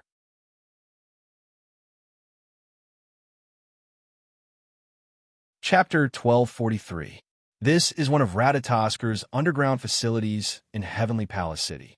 Similar to the DEM, Radatasker also built a lot of secret facilities in Heavenly Palace City in case of emergency. After all, unlike the gigantic DEM, Radatasker only had a single airship, Fraxinus. Once Fraxinus was crippled, they might not even be able to carry out their operations against the elves. Of course, this problem doesn't exist anymore. Fraxinus is now Wu Yan's noble phantasm. Even if it's damaged, it can be quickly repaired. However, the members of Radatasker don't know about this. Thus, the existence of secret facilities is still necessary. For example, this secret facility is now being used to imprison Irene. Actually, if you want to imprison Irene, it's best to imprison her in Fraxinus. Compared to these secret facilities, Fraxinus facilities are undoubtedly much more advanced. However, Irene isn't an ordinary person. She's the strongest magician in the world. She's even stronger than most elves. Placing such a dangerous person in Fraxinus, if something were to happen and Irene managed to escape, then even if Fraxinus was turned into a noble relic, it wouldn't be able to handle the burden of Irene causing a ruckus. Therefore, after defeating Irene, Coterie directly picked her up and transferred her to this facility for interrogation and punishment. After the battle with Coterie, Irene's injuries are very serious, even more serious than Kenichi Origami. However, Irene seems to be used to these injuries. Before Coterie caught her, she already treated her injuries. After she was imprisoned, she was treated again and basically healed. This can be seen from this. Even if Kenichi Origami's strength increased greatly after being treated with magic, she still can't compare to Irene. However, it's not a good thing for her injuries to heal first. At least, Kenichi Origami is injured. That's why Coterie didn't bother her for the time being. Under Coterie's lead, Wu Yin walked down a corridor wider than any other corridor in Fraxinus. After a series of rhythmic footsteps, they arrived at the entrance of a room. This is the place. Coterie stopped at the entrance of the room. She quickly keyed in the password on the identification device beside the door and placed her palm on the scanner. Then, with a light electronic sound, the door slowly slid open and revealed the situation inside. It's a very spacious room. The light in the room was dim, and it felt a little like a small black room. The walls in all directions were made of steel, and there were all kinds of mechanical instruments placed inside. In the middle of the room, there's an isolated space made of solid glass. The isolated space was a place that looked like an ordinary living room with very ordinary furniture. If you didn't look at the glass, it would be an ordinary living room. On the sofa in the living room, an expressionless young girl with cold eyes was sitting there. It's Irene. This woman has been acting like this ever since she was transferred here. Until now, Coterie's tone was filled with displeasure. I wanted to interrogate her. However, with this woman's arrogant personality and her loyalty to Scott, I don't think she'll be able to get anything out of her even if we interrogate her. So, I might as well just leave her here. Then why are you here? Wu Yin looked at Coterie curiously. Did you find a way to deal with her? No, Coterie said straightforwardly. Because this woman's identity is a little special, and she has some connections with some people on our side, we can't use any forceful methods to make her spit out information about the DM. But I didn't want to let her go, so I just left her here. Coterie glanced at Wu Yin. I came to her because I have something to tell her. Fine. Wu Yin shrugged. I'll go greet her then. The two of them looked at each other. Then, Both of them lifted their feet and walked toward the isolated space. Inside the hall, Irene turned around when she heard the door open. When she saw Wu Yin and Coterie, her purple eyes flickered for a bit before returning to normal. Then, she went back to her original state, and she maintained her silence. Coterie gave Wu Yin a look. Wu Yin didn't know whether to laugh or cry. He rubbed his chin and walked up to Irene with an evil grin. When Wu Yin arrived in front of her, she wanted to maintain her silence. However, Wu Yin's first sentence shattered all her plans. She couldn't keep her silence any longer. "Do you almost got to live?" Irene raised her head and met with Wu Yan's half-smile. Her eyes trembled and she suppressed her fear. She pretended to be cold and indifferent as she opened her mouth. "What do you mean?" Coterie couldn't help but look at Wu Yin in a different light when Irene finally reacted to the outside world. The moment he opened his mouth, he made the other party fall into his own rhythm. He used the other party's weakness to make a sharp statement. There was simply no one who had a more wicked sense of humor than him. "Do you need me to be more specific?" Wu Yin stared at Irene and raised 2 fingers. He didn't know Coterie had a bad impression of him. "Now you have 2 choices." He put one of his 2 fingers together and put the other one in front of Irene. "First, you tell me where Will Scott is right now. I can't guarantee that I won't do anything to him. Maybe I'll cripple him, but I definitely won't kill him." Wu Yin ignored Irene's change of expression and raised 2 fingers again. "2, you don't have to say anything. I'll look for Will Scott myself, but once I find him, you can buy flowers for him to use when you visit his grave." Wu Yin smirked as he looked at Irene. His wine-red eyes were filled with coldness. His stare told Irene that he's not joking around. "You have 2 choices. Which one do you want to choose?" "You." Irene couldn't help but bite her lips and hatefully speak. "Do you want me to betray Irene?" Wu Yin turned his back to Irene and said, "If I wanted you to betray Will Scott, I would brainwash you instead of wasting my time talking to you. On the island of Homie, your Dem had designs on us. I defeated you and destroyed one of your airships. We're even now. In Tiangong City, your Dem had designs on Meijio again, so I destroyed the Dem's branch company to call it quits." Wu Yin met Irene's gaze and sneered. "This time, you went to Coterie and Ratatosker, but I haven't settled the score with you yet. Tell me, what should I do to make this even?" In less than a minute, Wu Yan's series of words shattered Irene's cold demeanor. Each and every one of his words pierced deep into Irene's heart. Like sharp arrows, Irene's heart clenched in pain, and she forgot to breathe. "Itoka Shido." Clenching her fist, Irene's expression turned ugly. "Don't you dare hurt Irene. I'm curious where you got the confidence to make such a declaration." Wu Yin laughed. "What do you think Will Scott has? Damn, magician? Display device? Bandersnatch? Are these things useful?" Irene's expression froze. "Huh."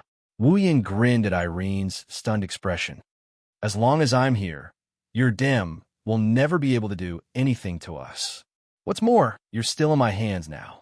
If Will Scott has the heart to abandon you, this trump card, then I'll treat you as the price for offending us this time. It's not impossible for us to settle the score once again. Think about it." Wu Yin walked out of the isolated space, leaving behind a pale Irene and a helpless Coterie. They didn't say anything for a long time.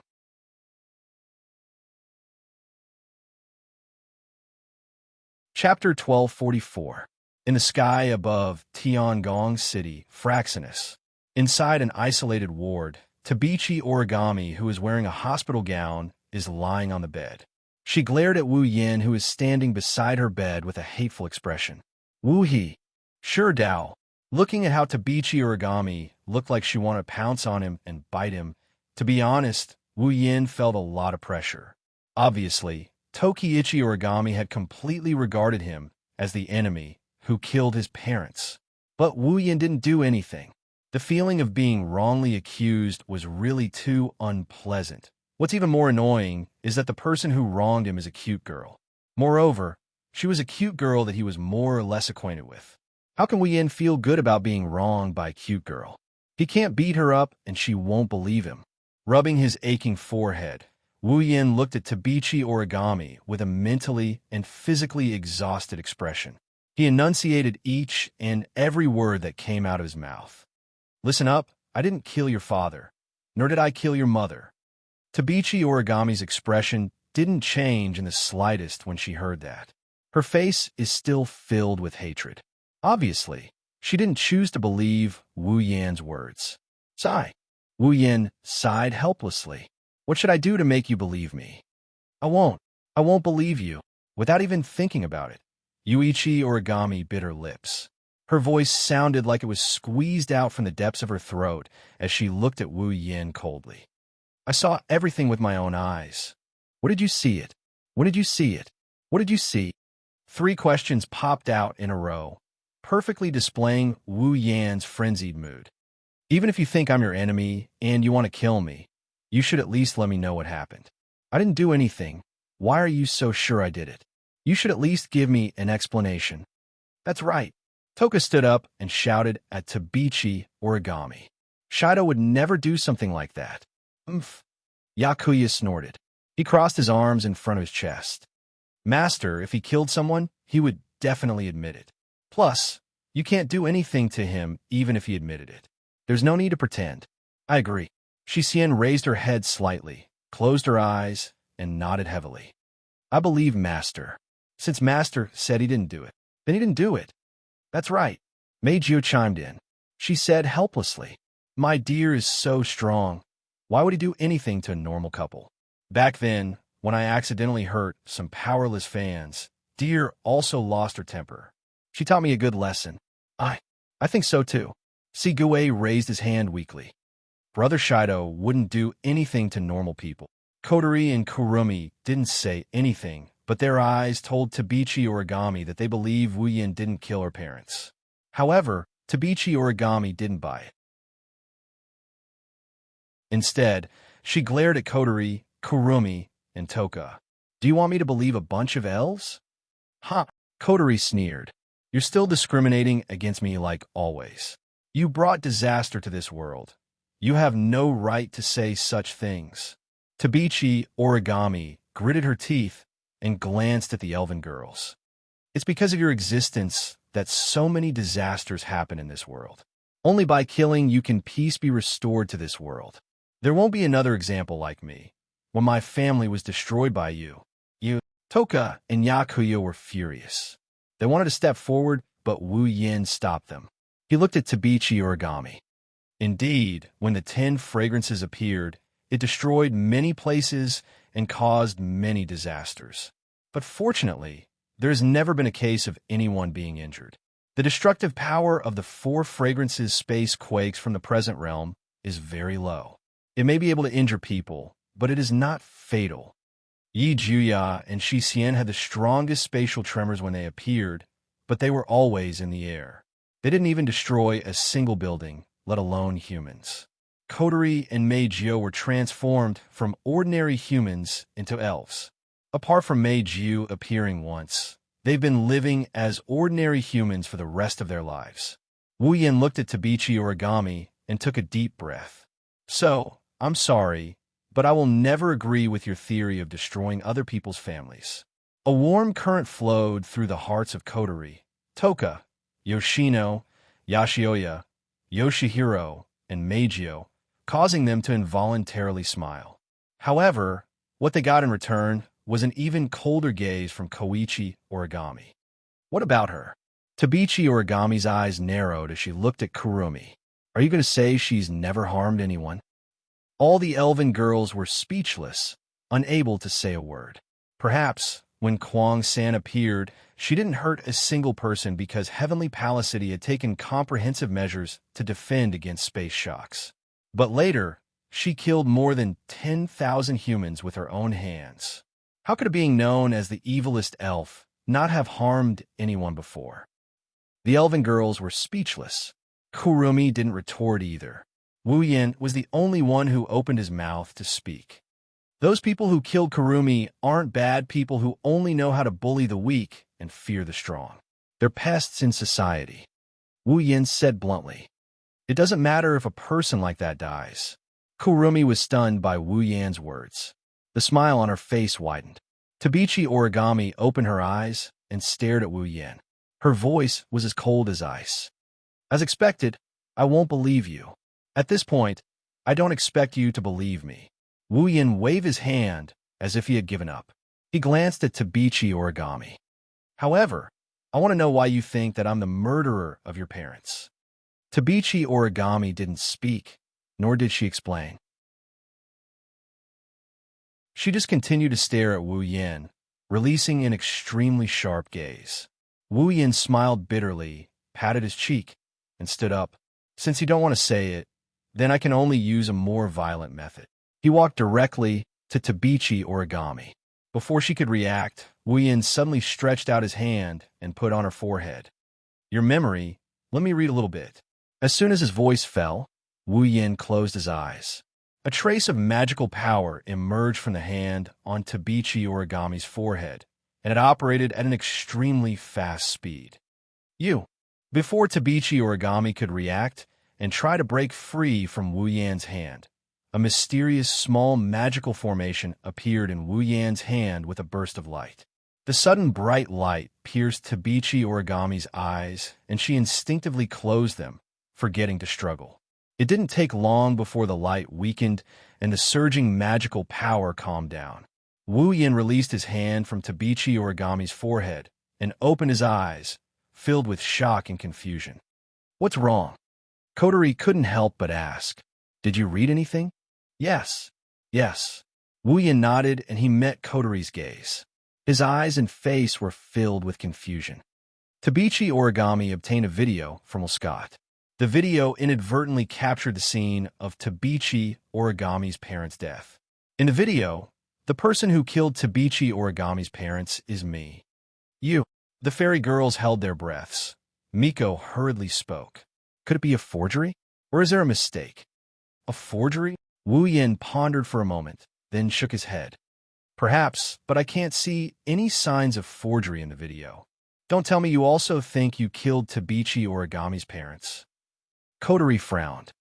Don't forget, you only appeared in Tiangong City half a year ago. You're right. Wu Yan's face was still filled with confusion. Right at this moment, Kwang-san suddenly spoke. Why don't you see it with your own eyes?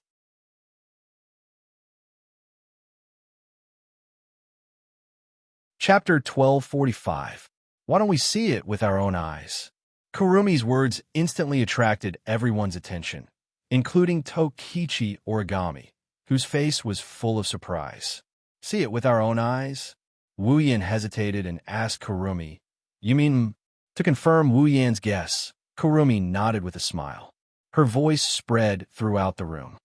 Using the power of Zafkiel, the last bullet of 12, YOD, bullet of 12? Go back to 5 years ago and prove it with your own eyes. Hearing this, everyone present subconsciously held their breaths and looked at each other. Except for Tokichi Origami, who had never dealt with Kurumi before, the rest of the people present all knew about Kurumi's ability. She was the spirit of time. She had the ability to manipulate time. Her angel, the Zafkiel, could use every ability that represented time in the form of a bullet to be fired. Among the 12 abilities that represented time, the last one was also the most heaven-defying one. It was the bullet of 12, YOD. The power of bullet of 12. Time reversal. The ability to go back to the past. It was because of the power of bullet of 12. That was the power of the realm of gods, which was why everyone forgot to breathe for a moment. Going back to the past. Who had ever experienced such a dreamlike thing before? Wu Yin was able to travel back in time to 5 years ago due to his battle with Kurumi. But because he had experienced it himself, he felt it was unreal. No matter what, traveling through time and returning to the past was a dreamlike thing. Even though they knew Kurumi had such an ability, they couldn't help but have such a reaction. Even those who were familiar with Kurumi's abilities were shocked.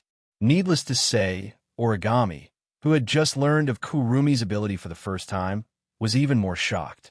He was so shocked that even his mind went blank.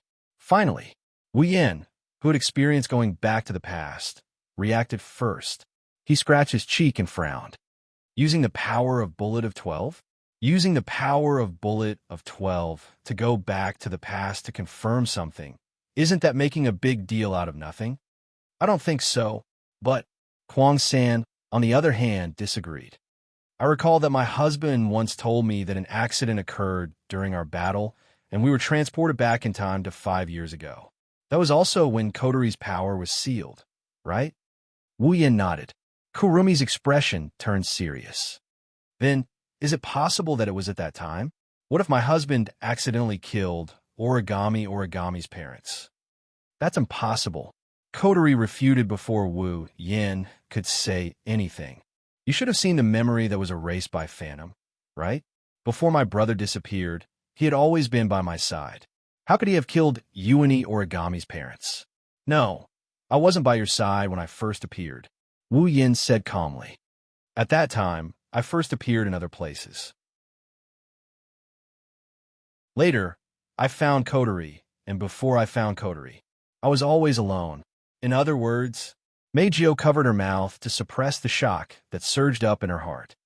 Dear, did you really kill Tokichi Origami's parents without knowing it? That's impossible. Wu Yin rubbed his forehead in distress. From the time I returned to 5 years ago to the time I came back, I don't remember what kind of attack I launched. How could I have unintentionally killed Tokichi Origami's parents? The fairy girls looked at each other blankly. They didn't know what to say. Let's confirm it ourselves. Kurumi smiled at Wu Yin. Even if it's not to confirm whether Lord Husband killed Origami's parents, it's still necessary to confirm what Lord Husband did when he went back to 5 years ago. But is that okay? Wu Yin hesitated. Use bullet of 12 yod? Isn't the price of a bet very high? If that's the case, Kurumi, don't worry. Kurumi put her index finger on Wu Yin's lips. Bullet of 12 yod? There are also conditions for the cost of using the bet. Depending on how long you want to go back in time, this part of the cost will change. The longer the time you want to go back in time, the longer it will take. With Lord Husband here, you don't have to worry about not having enough time at all. But didn't you say it before? Unlike other abilities, bullet of 11 yod, both the bullet of 12 and the bullet of 12, not only does it cost a lot of time, but it also costs a lot of Reiki, right? Wu Yin frowned. The direct manifestation of a fairy's power is the amount of Reiki they have. If they use too much Reiki, they might lose their lives. If it's just Reiki, we should be able to help, right? On the side, Yajuya quickly said, with so many of our Reiki, isn't it enough to let Master go back to 5 years ago? Agreed. Shixien can also provide Reiki. Me too. I could do it too. Dear, if there's a need, I'll do my best. Shixien, Toka, Yoshino, and Meijio also made their own declarations one after another, causing Kurumi to chuckle and shake her head to refuse. Although I'm very grateful for everyone's kindness, there's no need to worry. Indeed, I still need to consume a lot of spiritual energy, but the amount of spiritual energy I use depends on how far back in time I go. Perhaps it would be very, very dangerous to go back to 30 years ago, but if it's just going back to 5 years ago, I alone will be enough. After saying that, Kurumi recalled the bullet of 12 yod again. Reiki. Of course, depending on how long the target stays in the past, a certain amount of Reiki will be consumed. The longer you stay in the past, the more Reiki you have to pay. However, it happened before Kotori's Reiki was sealed. It's not that long, so it's more than enough for me to pay. This time, everyone present was silent. All right. Wu Yin helplessly looked at Kurumi. Since it won't affect you, it's fine to verify it. But don't be reckless. Kurumi mischievously blinked her eyes and said with a smile. Although I'm very happy that hubby is so concerned about me, it's just to verify one thing. There's no need to be reckless. Good. Wu Yin exhaled. He lifted the sealing bracelet on his hand, and he removed the seal on Kurumi. Feeling the Reiki returning to her body, Kurumi pursed her lips and smiled. She turned around and black and red Reiki equipment appeared on her body. At the same time, 2 ancient matchlock muskets and a huge clock face appeared. Then, Kurumi held the rifle in her hand and pointed it upwards. Zafkiel, bullet of 12 yod, Reiki. Following Kurumi's call, The huge clock behind her suddenly shook and flashed with an unprecedented amount of light. The black and red light instantly enveloped the entire area, and dense black shadows burst forth. If one looked carefully, they would discover that the black shadows were all bursting out from the Roman numeral 12 on the huge clock dial. The black shadow flowed into the rifle in Kurumi's hand like a violent stream of air. Immediately, the loaded rifle shook violently, and the high concentration of Reiki went berserk. Kurumi. Wu Yin couldn't help but call out. Don't worry. Kurumi raised the corner of her mouth at Wu Yin and revealed a reassuring smile. She aimed her rifle at Wu Yin and pulled the trigger. Bang! A jet black bullet shot out from the muzzle of the rifle, leaving a black trail in the air as it landed on Wu Yan's body. In the next second, the space started to distort. Wu Yan's body started to distort from where the bullet hit. It was as if he fell into a small black hole. As the distortion expanded, Wu Yan's body also started to distort. Finally, it disappeared.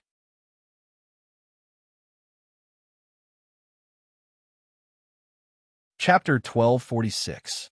It wasn't until the distorted figure completely disappeared from this space that the huge clock face also disappeared in the mirage. An indescribable sense of fatigue assaulted Kurumi's mind. Her body tilted and she fell to the ground. Kurumi. When the elven girls recovered from their shock and saw Kurumi on the ground, they all cried out in alarm. Kotori, who was closest to Kurumi, quickly reached out her hand and supported her. Hey, are you okay? Kotori was surprised to see Kurumi gasping for breath in her arms. Her eyes were filled with exhaustion. Didn't you say you could use the bullet of 12? Won't it make any difference? Yeah. You're not lying to us, are you? That won't do. Didn't Master tell you not to act rashly? Displeased if Master sees you like this, he will definitely blame himself. If you act rashly, I won't help you if Master scolds you. Kurumi couldn't help but feel a little uncomfortable listening to the different elven girls. She turned her head away and forced a smile. Bullet of 12 foot. It can allow the target to return to the past, but the time of return can only be specified to that day. It can't be used to point back the time. In order to not let Lord Husband miss the exact time and to allow Lord Husband to have enough time to stay there, I used a little too much spiritual power. Are you okay? Kotori pursed her lips in dissatisfaction. There are so many elves here. You have plenty of spiritual energy, but you just had to mess around. Fortunately, Big Brother left. Otherwise, if he knew about this, you would definitely be scolded. That's true. Who told Master Darling to be so gentle? Kurumi bitterly smiled and shook her head. She took a deep breath and broke free from Kotori's embrace. She retracted her spiritual energy, and the black and red spiritual equipment disappeared from her body. I'm just a bit tired. I'm fine. Hearing this, the group of elf girls carefully sized up Kurumi. When they didn't find any abnormalities other than tiredness, they relaxed their tense faces. Yakuya walked over to where Wu Yin was standing. He touched the air there, as if he was checking if Wu Yin is still there. He clicked his tongue. Did Master really return to 5 years ago? If I remember the time correctly, Kurung Sen calmed down her breathing. She tidied up her clothes and hair. Kotori turned into an elf and engulfed the entire Heavenly Palace city in a sea of fire. August 3rd, Yuichi Origami, who was lying on the hospital bed, suddenly raised her head. Her eyes were shining with a terrifying light. There was no hatred or coldness in her eyes. Instead, her gaze was so bright that it shocked everyone present. August 3rd, 5 years ago, right? Tabichi Origami said as she shifted her gaze to Kotori. Kotori snorted when she saw Tabichi Origami looking at her. That's right. August 3rd, 5 years ago. Kurumi nodded. She looked at Wu Yin and murmured, That's right. If nothing unexpected happens, hubby will be back soon. Don't worry. Question, can he really come back? Yushin narrowed her eyes and looked at Kurumi. He won't be able to come back, right? No, that's impossible. Kwang San Mao replied firmly. The amount of spiritual energy required to travel back in time depends on how long it takes to travel back in time. The amount of spiritual energy required to travel back in time is also determined by the amount of spiritual energy that was injected into the bullet. Once the amount of spiritual energy required to travel back in time exceeds the amount of spiritual energy required to travel back in time, hubby won't be able to travel back in time. How long will it take? Meiji looked at Kurumi. Kurumi smiled. I'm not sure if the flow of time is the same as the flow of time here, but I don't think it'll take too long, at most half an hour. I see. At the side, Toka and Yoshino also heaved a sigh of relief. That's good. The elven girls looked at where Wu Yin was standing. They waited for their loved ones to return. At this moment, Origami Kitsune suddenly made a sound. Toka Kurumi, I want to borrow your power. Tokichi Origami's sudden words stunned all the girls present. You. Kurumi looked at Toka Origami in shock. What did you just say? I want to borrow your power. Toka Origami stared at Kurumi. Her eyes glowed with passion. I want to borrow your angelic power that can travel back in time.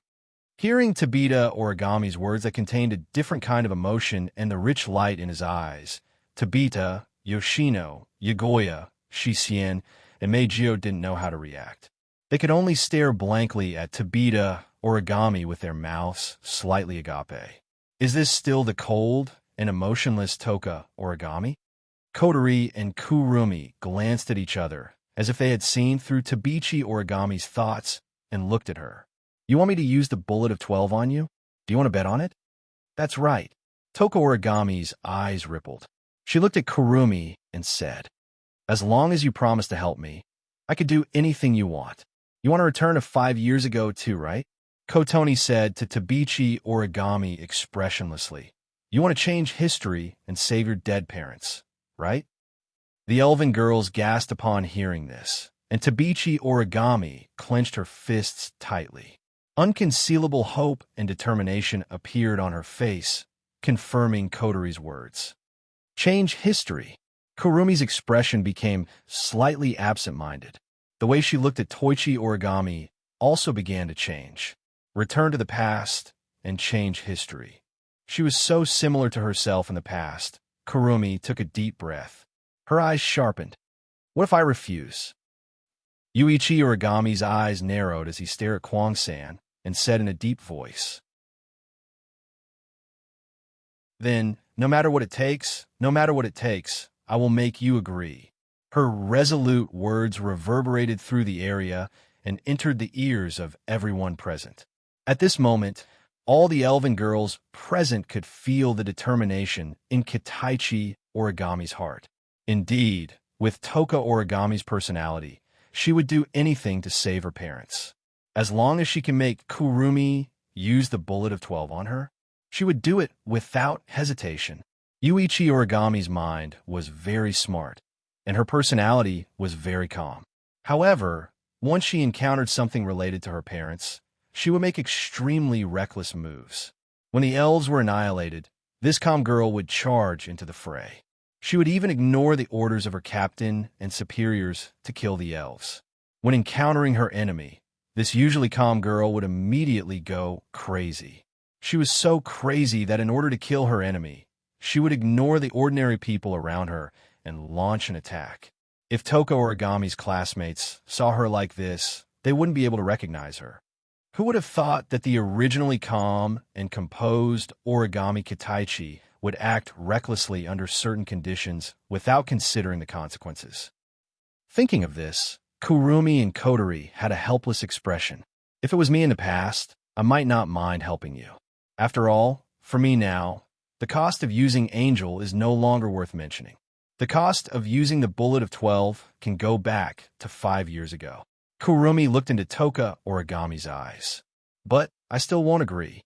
Kita Origami's delicate body trembled, and the light in her eyes dimmed at a speed visible to the naked eye. Why? Because my life is no longer mine. Kurumi smiled. Her smile was gentle like never before. Whether it's power or anything else, it belongs to him, my husband. As if in response to Kurumi's call, the the space where Wu Yin was standing twisted and a figure was spat out from it. Seeing this figure, the group of elf girls were overjoyed. However, when they saw the expression on the figure's face, the joy on their faces instantly froze.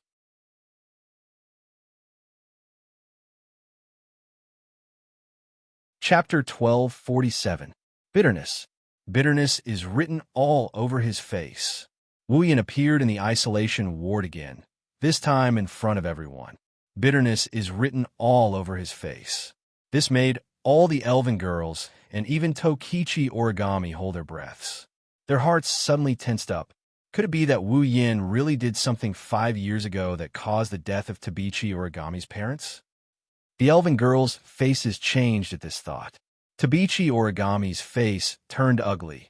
She looked at Wu Yin with hatred and murderous intent. Come to think of it, once she confirms that Wu Yin is the one who killed her parents, even if her injuries aren't fully healed, Tabichi Origami would fight Wu Yin to the death. Shido, brother, how-sama, master, dear. In contrast with Kitsune Origami, all of the elven maidens were crying out with concern on their faces, but they didn't know what to do after that. Should they ask? How? Were they supposed to ask if the most important person in their hearts had gone berserk and killed an ordinary couple? How could they possibly ask that?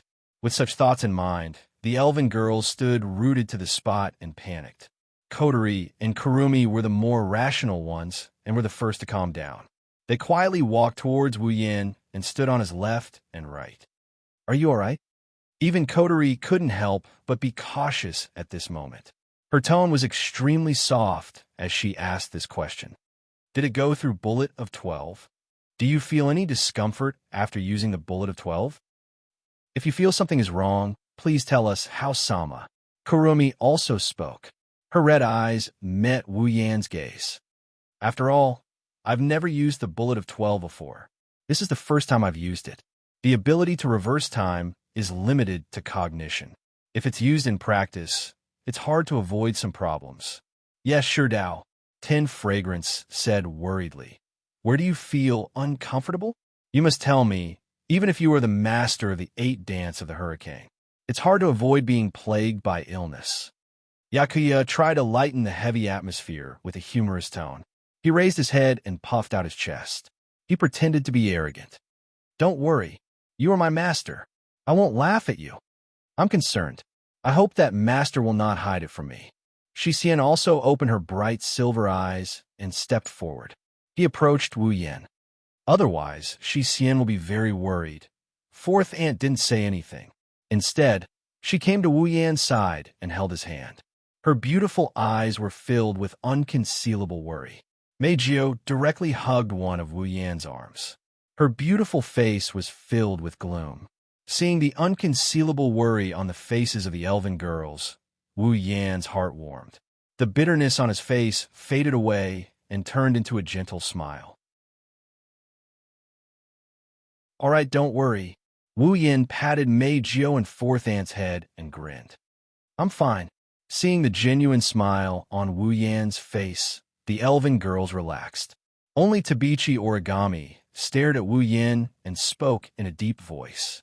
What did you do 5 years ago? Following Tabichi Origami's words, the atmosphere became heavy again. The elven girls were nervous. Kotori and Kurumi were no exception. Under everyone's gaze, Wu Yin slowly retracted his smile and sighed. If you want to talk about what I did. Tabichi Origami's eyes narrowed. She bit her lips and her shoulders trembled. She forced herself to speak. Was it you, the one who killed my parents? Everyone's gaze gathered on Wu Yin. Wu Yin turned around and saw Tabichi Origami's expression as if she didn't want to face reality. He closed his eyes. Even if I say no, you won't believe me, right? The elven girl's hearts tightened. Tabichi Origami clenched her fists and opened her eyes wide. Her lips trembled as she asked word by word. In other words, you really did kill my parents? Wu Yin shook his head with a smile. I can only say that the video you saw is real. The suppressed emotions in Kitsune Origami's heart instantly erupted. His expression also changed drastically. His body trembled as he endured the pain that came from his body. He struggled to get up with great difficulty, and a sharp cry of grief sounded from his mouth. Kill. I'll kill you. Wait. Kotori frowned and looked at Wu Yan. The video is real? What about the truth? Hearing this, the group of young ladies also reacted. Wu Yan only said that the video was real. He didn't say that he killed Tabichi Origami's parents. Tabichi Origami, you do have a reason to think that I killed her parents. Wu Yan glanced at Tabichi Origami and said the truth that everyone wanted to hear. But I didn't kill her parents. Hearing this, the girl's eyes lit up and they couldn't help but smile. Only Tabichi Origami was still gnashing her teeth. Her gaze never left Wu Yan for even half a second. Her eyes were filled with indifference. Like you said, I won't believe you. Didn't you go back in time 5 years ago? Then show me the evidence to prove that you're not the one who killed my parents. You want proof, right? Wu Yan nodded. He extended his hand, and a blinding white light enveloped Tabichi Origami. The light started surging around Tabichi Origami. Kyuchi Origami could clearly feel that with the appearance of this white light, her injuries were rapidly recovering at a speed visible to the naked eye. The pain was also gradually disappearing. When the white light dissipated, Kyuchi Origami still felt that her body did not have much strength, but it was no longer a problem for her to move. Kanon healed Koichi Origami's wounds with the help of the Angel of Holiness. Wu Yan turned around after he healed her. If you want to know if I killed your parents, come with me. Wu Yan ignored Kotoichi Origami's reaction. He grabbed Yono's hand, and they walked out of the room. Meijio, who was hugging Wu Yan's arm, followed them. The other girls exchanged glances, and they quickly followed after them. Even Kotoichi Origami hesitated for a bit before she got off the bed and walked out of the room. Under Wu Yan's lead, the 7 elven girls and Tabichi Origami were teleported from Fraxinus to Heavenly Palace City. They arrived at a field full of flowers and plants. Heavenly Palace City is a city that is often damaged by spacequakes, so it's rare to see a field like this. Therefore, this is a well-known place. Today, however, there's no one here. It's probably because of the Tianyang ritual.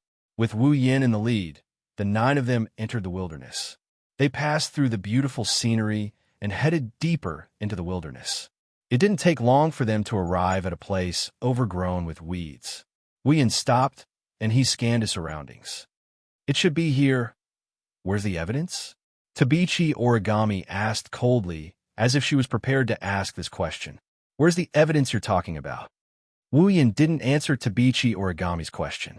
Instead, he turned his back to everyone and looked at an empty field in front of him. Dense mana swirled around his body and condensed into a pillar of mana. With a wave of his hand, the pillar of mana shot out and smashed into the empty field in front of him. Bang!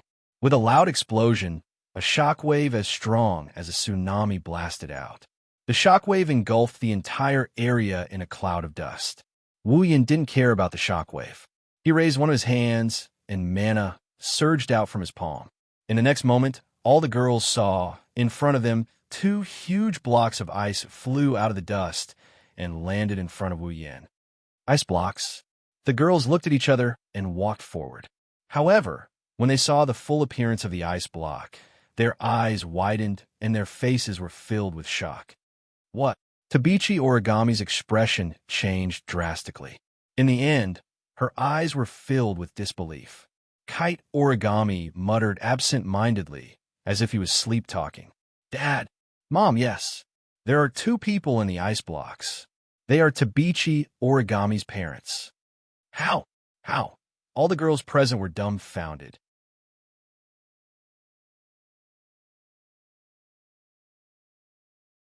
Chapter 1248. Wu Yan's vision blurred. He felt a bullet hit him. The moment he was hit, he lost consciousness for a brief moment. Now that he regained his consciousness, the first thing he felt was dizziness. Of course, it's not dizziness. It's more accurate to say that the bullet hit him. When the bullet hit him, Wu Yan felt like his existence was completely broken. There wasn't any pain, nor was there any sense of discomfort. At this moment, there was only a feeling of dizziness and nausea that made even his body spin. That's understandable. That's because Wu Yin is in the air, bound by the strong gravitational force. It fell down at an extremely fast speed with its head facing down. Looking at the sky, getting further and further away from him, Wu Yin finally realized what kind of situation he's in. He hurriedly used a flying technique, and his falling body stopped in midair before stabilizing. Ugh!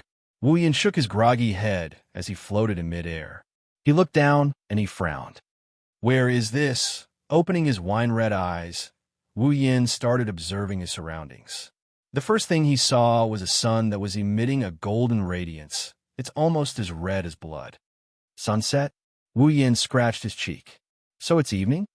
Wu Yin came to this conclusion. Under the sunset, in the city full of buildings, shadows are elongating, people's shadows, objects' shadows, and building shadows. Wu Yin carefully observed the city below. He can see the shadow of Tiangong City, but it's not exactly the same. Wu Yin narrowed his eyes when he realized this. Looks like I've successfully arrived at August 3rd, 5 years ago. August 3rd, 5 years ago. That's the day Kotori was turned into an elf. It's also the day Tabichi Origami's parents died. I didn't expect this. Wu Yin pursed his lips and he exclaimed, I've actually returned to 5 years ago. After sighing, he shook his head and got rid of all the distracting thoughts in his mind. He began to recall the first time he came here. He came to this world 5 years ago to prove that he's not the murderer of Tabichi Origami's parents. As Kotori said, 5 years ago, he didn't come to this world at all. He didn't even experience the life-changing transmigration. He was still living the life of an otaku in the world of ordinary people. How could he kill Tabichi Origami's parents? Therefore, when Tabichi Origami accused him of killing her parents, he didn't scoff at it, but he didn't take it to heart either. But Kurumi's words reminded him. Once upon a time, because of an accident, he came to Heavenly Palace City 5 years ago. Could it be him at that time? What if he accidentally killed Tabichi Origami's parents? But that's impossible. Other things aside, when Wu Yin came here, other than using his flying skills, he didn't show any inhuman powers. Even if he killed Tabichi Origami's parents with his own power, he would have to be able to use his own power to do so, right? In Tabichi Origami's memory, it was Wu Yin who attacked and killed Tabichi Origami's parents. The two contradicted each other. Even Wu Yin couldn't figure out what was going on. Otherwise, he wouldn't have asked Kurumi to waste a lot of time and spiritual power to make him come here to prove that he didn't kill Tabichi Origami's parents. Of course, other than that, when Wu Yin returned to this time, he still had a huge doubt that needed to be confirmed. Wu Yin recalled the first time he traveled back in time 5 years ago. He looked in a certain direction, and he turned into a ray of light and flew forward. In that direction, soon he would welcome his first time traveling through time and space.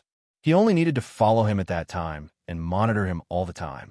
Then he could figure out whether he killed Tabichi Origami's parents or not. Just like himself at that time, he didn't know how long he could stay here, so he had to act as soon as possible.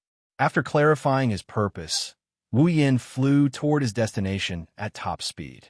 Then, not long after, a sharp alarm spread from the Heavenly Palace City below. That was not a spacequake alarm. It was a fire alarm. At the same time as this thought rose in his mind, Wu Yin clearly felt that the temperature in the air seemed to be gradually rising and boiling, and the dusk in front of him seemed to become more and more hot. His gaze moved down slightly, looking at Tiangong City below. Then, as Wu Yin expected, Tiangong City was burning. Buildings were burning. Flames were spreading.